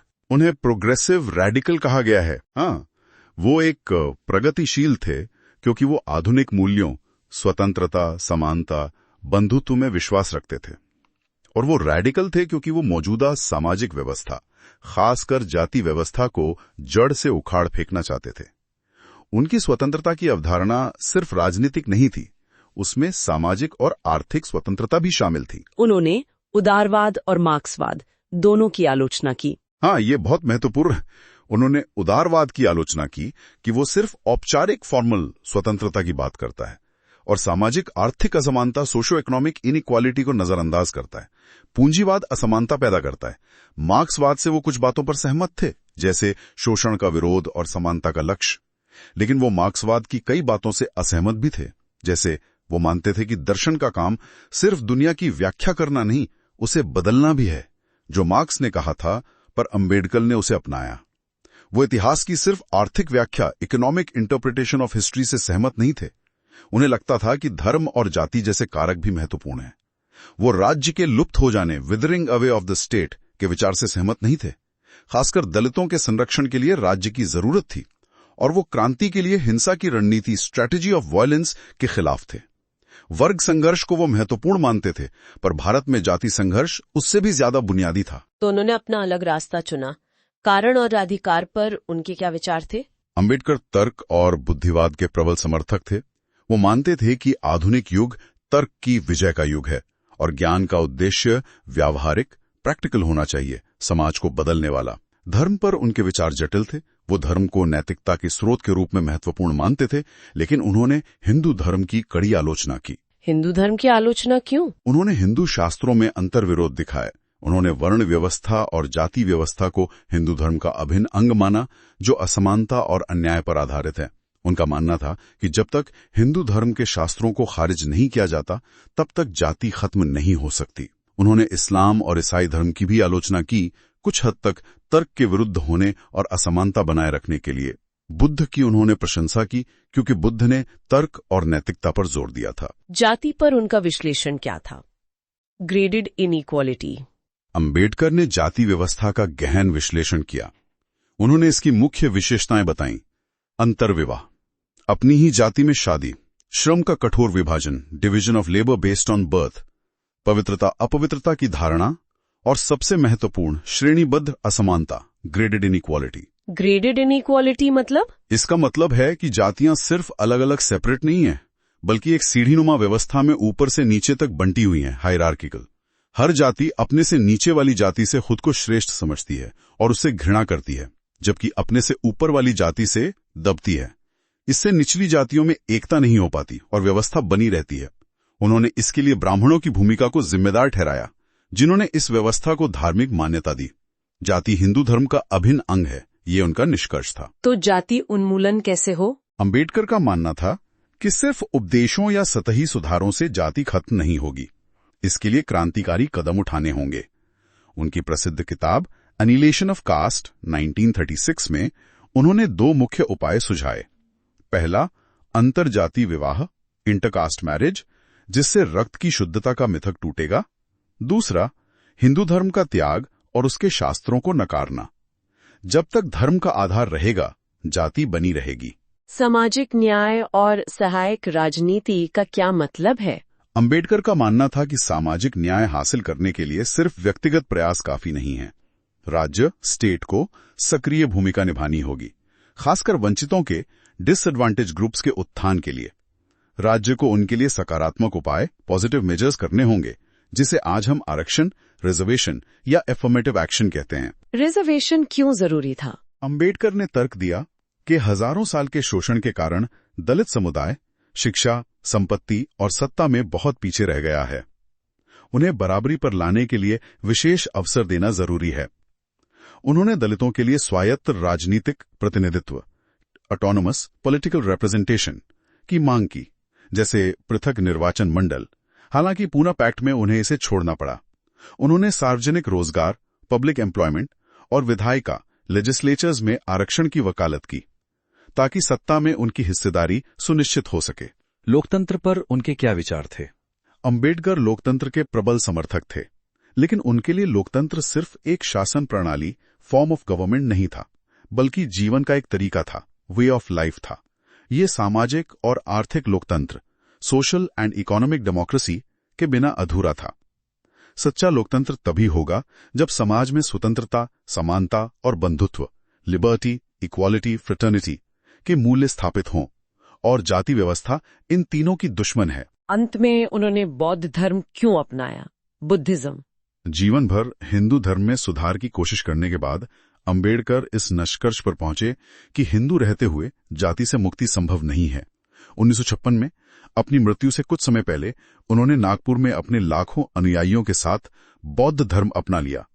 उन्होंने बौद्ध धर्म को एक तर्कसंगत, रैशनल और नैतिक, मोरल धर्म के रूप में पुनर्व्याख्या किया, रीइंटरप्रिटेड किया, जो समानता और करुणा पर आधारित है।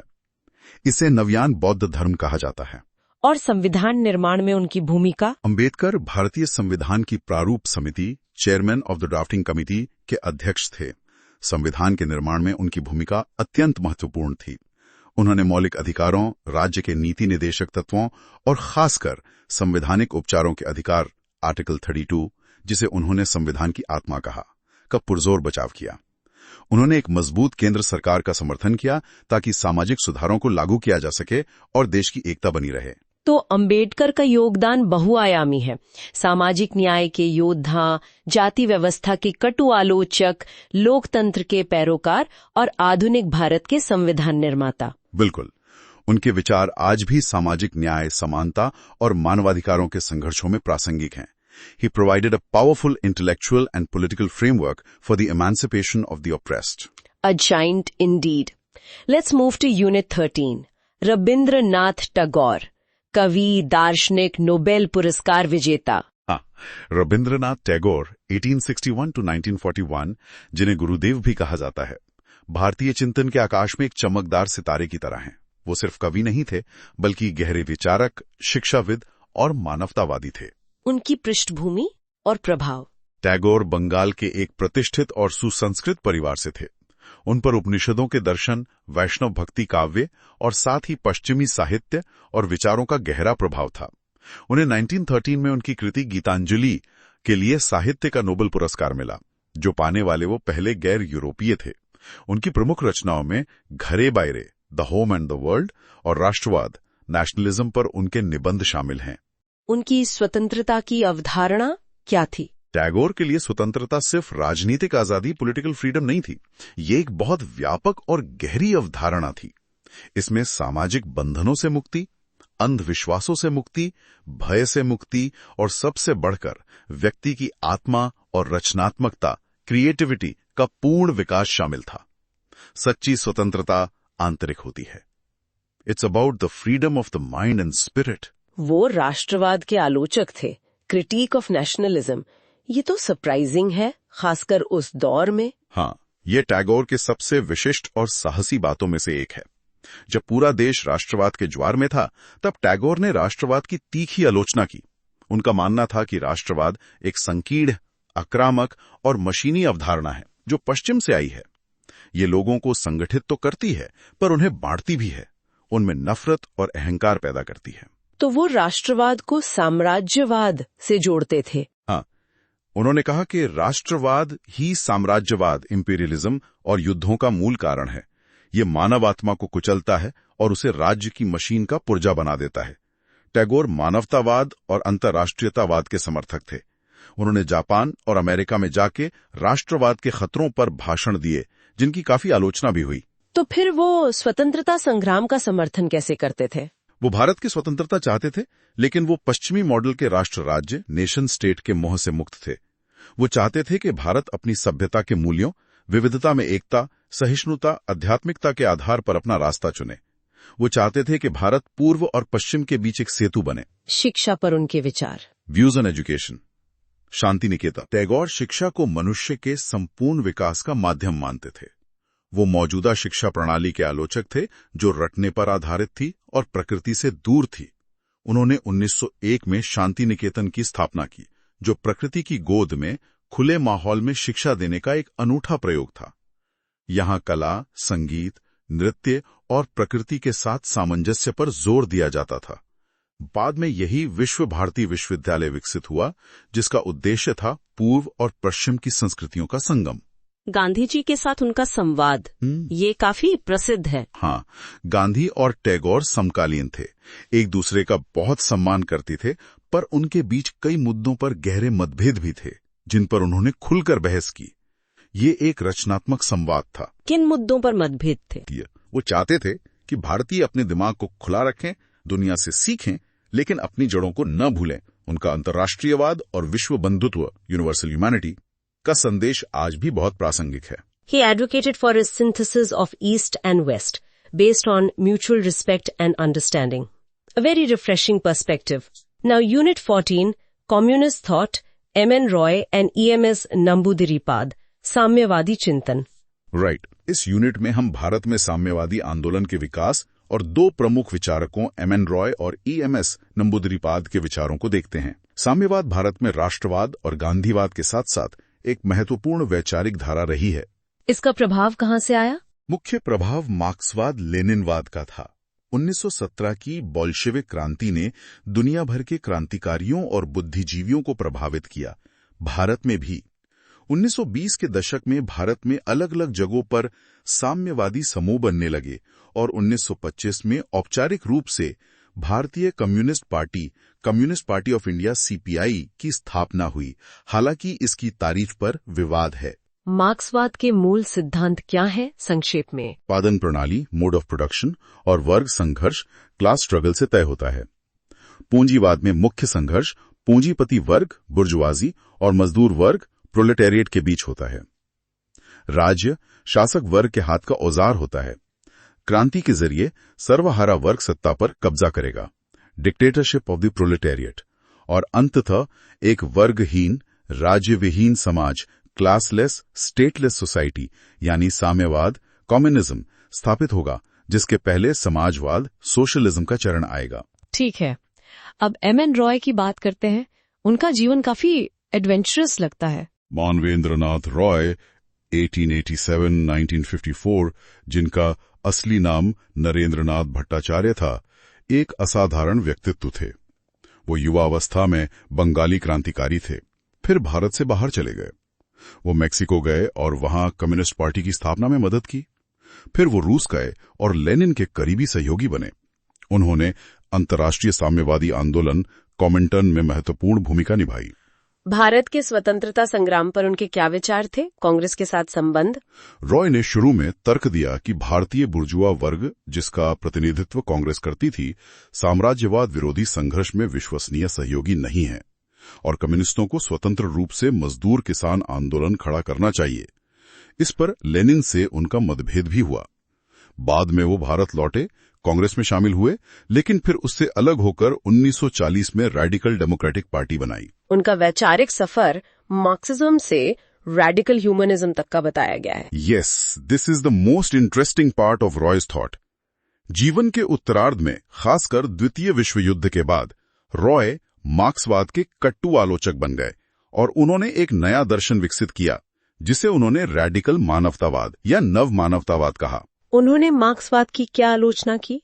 रॉय ने मार्क्सवाद के आर्थिक नियतित्ववाद को खारिज किया कि सब कुछ सिर्फ अर्थव्यवस्था तय करती है। उन्होंने वर्ग संघर्ष की अवधारणा को भी सीमित माना। सबसे महत्वपूर्ण, उन्होंने व्यक्ति, इंडिविजुअल के महत्व पर जोर दिया, जिसे मार्क्सवाद में वर्ग के अधीन माना जाता था। उन्होंने क्रांति की पारंपरिक अवधारणा को भी नकारा और शिक्षा व चेतना के जरिए बदलाव पर जोर दिया। उन्हें लगता था कि सोवियत संघ में तानाशाही स्थापित हो गई है। तो रेडिकल मानवतावाद के मुख्य सिद्धांत क्या थे? रेडिकल ह्यूमनिज्म मनुष्य को केंद्र में रखता है। Man is the measure of everything. ये तर्क रीजन और स्वतंत्रता, फ्रीडम को सर्वोच्च मूल्य मानता है। नैतिकता का आधार धर्म या ईश्वर नहीं, बल्कि मनुष्य का विवेक है। यह सहकारी व्यक्तिवाद, कोऑपरेटिव इंडिविजुअलिज्म की बात करता है, यानी व्यक्ति स्वतंत्र है पर उसे समाज के साथ सहयोग करना चाहिए। राजनीतिक रूप से रॉय ने पार्टी रहित लोकतंत्र, पार्टीलेस डेमोक्रेसी और एक विकेंद्रीकृत राज्य का समर्थन किया, जिसमें सत्ता सीधे लोगों के हाथ में हो, ऑर्गेनाइज्ड डेमोक्रेसी।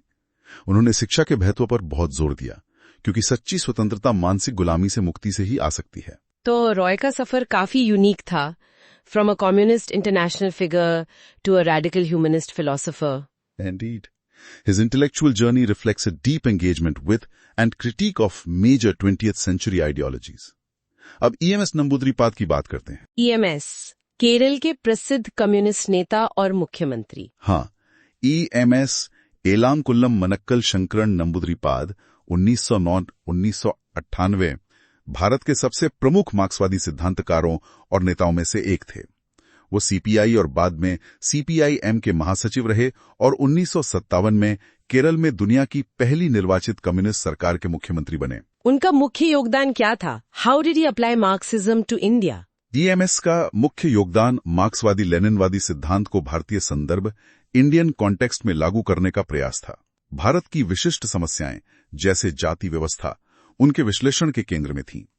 उन्होंने तर्क दिया कि भारत में वर्ग संघर्ष और जाति संघर्ष आपस में गुंथे हुए हैं। जाति सिर्फ एक सामाजिक बुराई नहीं बल्कि आर्थिक शोषण का भी एक महत्वपूर्ण आधार है। Therefore, the fight against caste was integral to the class struggle in India. राष्ट्रीय एकता पर उनके क्या विचार थे? EMS राष्ट्रीय एकता के समर्थक थे, लेकिन उनका मानना था कि सच्ची एकता तभी आ सकती है जब विभिन्न राष्ट्रीयताओं नेशनैलिटीज भाषाई समूहों को समान अधिकार और स्वायत्ता मिले। उन्होंने भाषा आधारित राज्यों का समर्थन किया। भारतीय क्रांति की रणनीति स्ट्रैटेजी ऑफ इंडियन रेवोल्यूशन पर उनके क्या विचार थे? EMS ने भारतीय क्रांति के लिए एक ऐसी रणनीति की वकालत की जो भारत की विशिष्ट परिस्थितियों के अनुकूल हो। उन्होंने कृषि क्रांति और किसान आंदोलन के महत्व पर जोर दिया, जिसमें माओवादी प्रभाव दिखता है। उनका मानना था कि भारत में क्रांति सिर्फ औद्योगिक मजदूरों के बल पर नहीं हो सकती, किसानों और खेतीहर मजदूरों की भूमिका निर्णायक होगी। उन्होंने भारतीय इतिहास की मार्क्सवादी व्याख्या Marxist interpretation of Indian history भी प्रस्तुत की। महिलाओं के मुद्दे विमेन्स इश्यूज पर भी उन्होंने लिखा और पितृसत्ता की आलोचना की। तो EMS ने मार्क्सवाद को भारतीय जमीन पर उतारने की कोशिश की, खासकर जाति के सवाल को एड्रेस करके। Yes.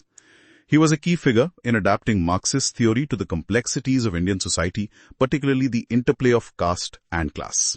His work remains influential in Indian leftist thought. Unit 14 gives us a glimpse into the communist ideology in India through the contrasting journeys of M.N. Roy, the internationalist turned humanist, and EMS Namboodiripad, the strategist who tried to root Marxism in Indian soil. Absolutely. It shows the diversity even within the communist stream of thought in India. Finally, we arrive at Unit 15, Socialist Thought, Ram Manohar Lohia and Jayaprakash Narayan, Samajwadi चिंतन। समाजवादी चिंतन भी आधुनिक भारत की एक बहुत महत्वपूर्ण वैचारिक धारा रही है, जो कांग्रेस और कम्युनिस्टों के बीच एक तीसरा रास्ता बनाने की कोशिश करती रही।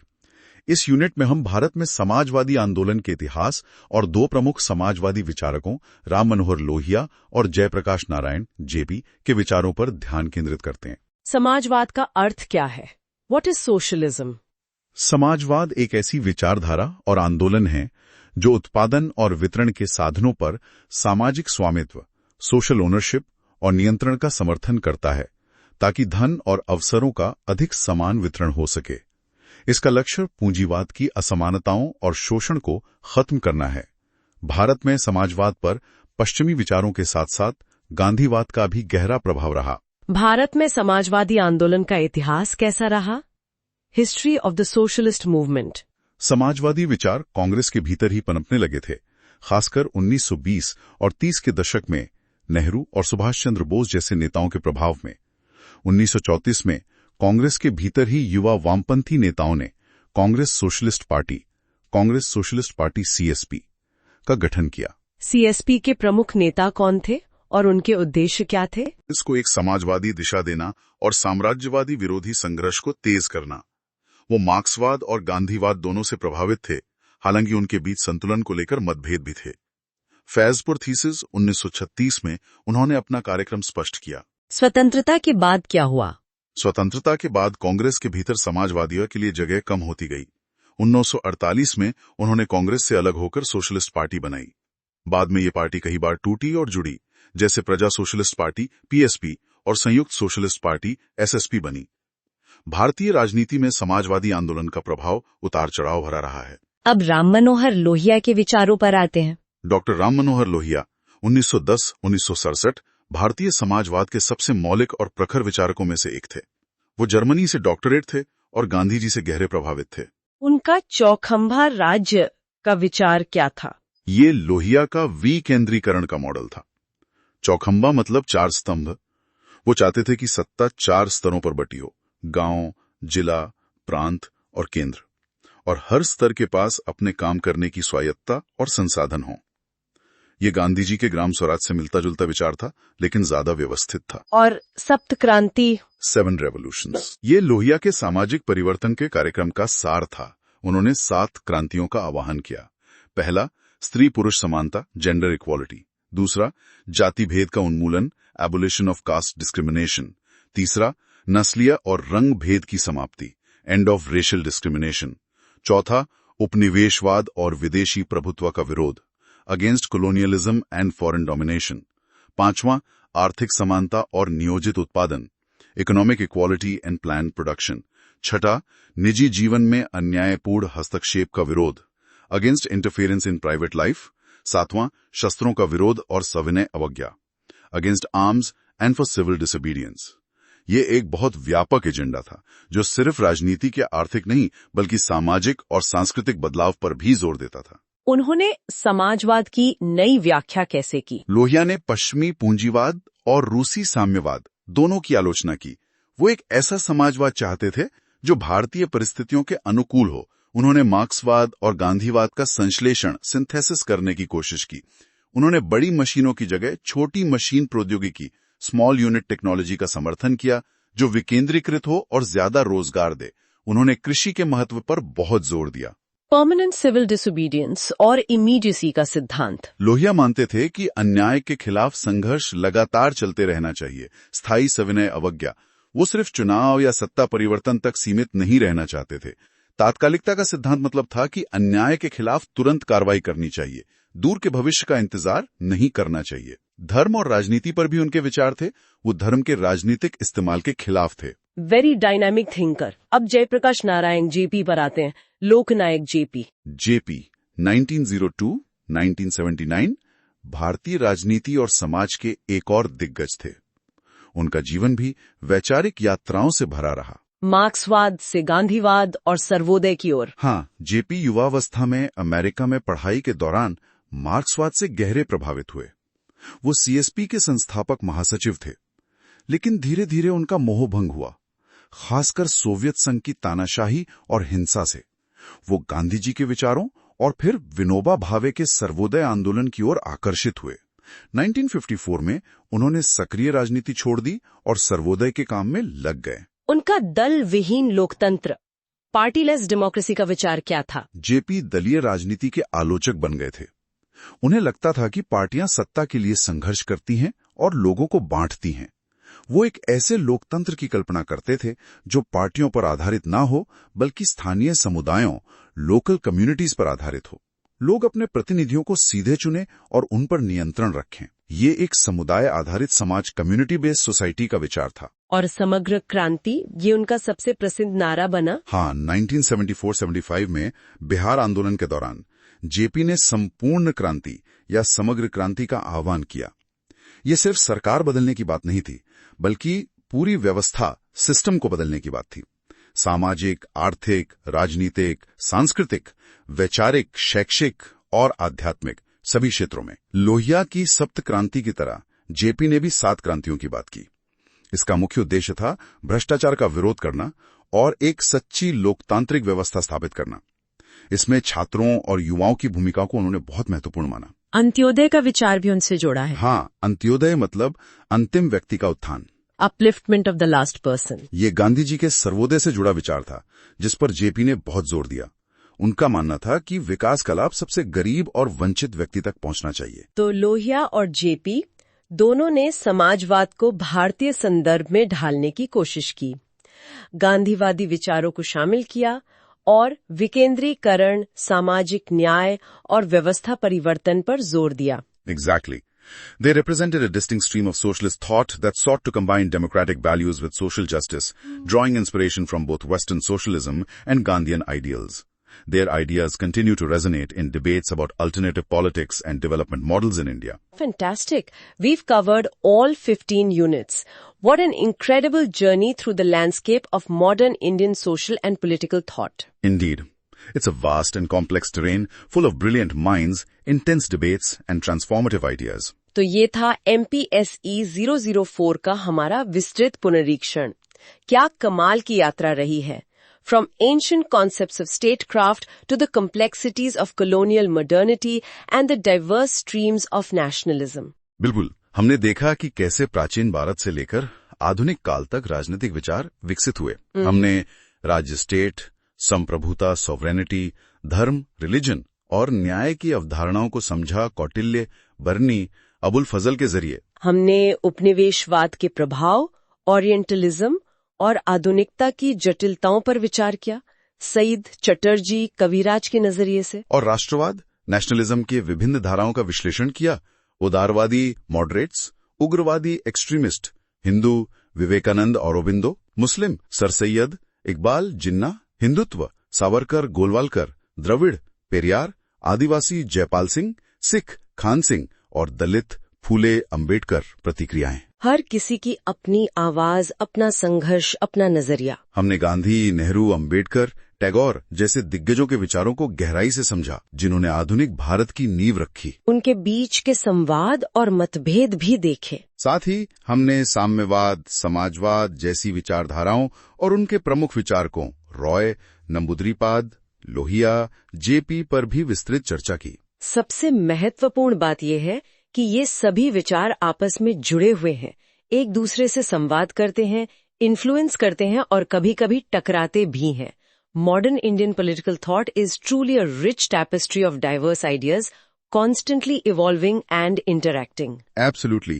It's not a linear progression, but a dynamic interplay of continuity and change, conflict and synthesis. उम्मीद है ये विस्तृत सत्र आपके यूपीएससी की तैयारी में मील का पत्थर साबित होगा। Remember, understanding these thinkers and their ideas isn't just about clearing an exam.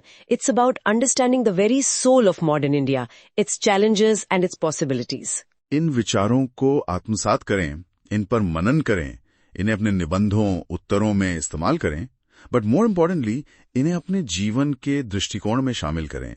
Re-listen if you need to. The depth is worth revisiting. These ideas require careful thought and reflection.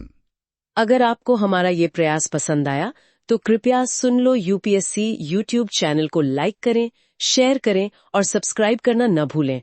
आपके comments हमारे लिए बहुमूल्य हैं। वे हमें बताते हैं कि हम कैसा कर रहे हैं और आगे क्या करना चाहिए। And if you feel particularly generous, आप सुपर थैंक्स के जरिए भी अपना समर्थन दिखा सकते हैं। Your support helps us keep this channel sustainable and allows us to continue bringing quality content like this to serious aspirants. It really makes a difference. एक अंतिम विचार सोचने के लिए हमने इतने सारे विचारकों और विचारधाराओं पर चर्चा की। क्या आज के भारत की जटिल समस्याओं जैसे असमानता, सांप्रदायिकता, पर्यावरणीय संकट का समाधान इन विचारों की किसी नए सिंथेसिस में छिपा हो सकता है? इस पर विचार करते रहिएगा। अगले सत्र तक पढ़ते रहें, सोचते रहें। All the best. All the best. Keep thinking, keep questioning.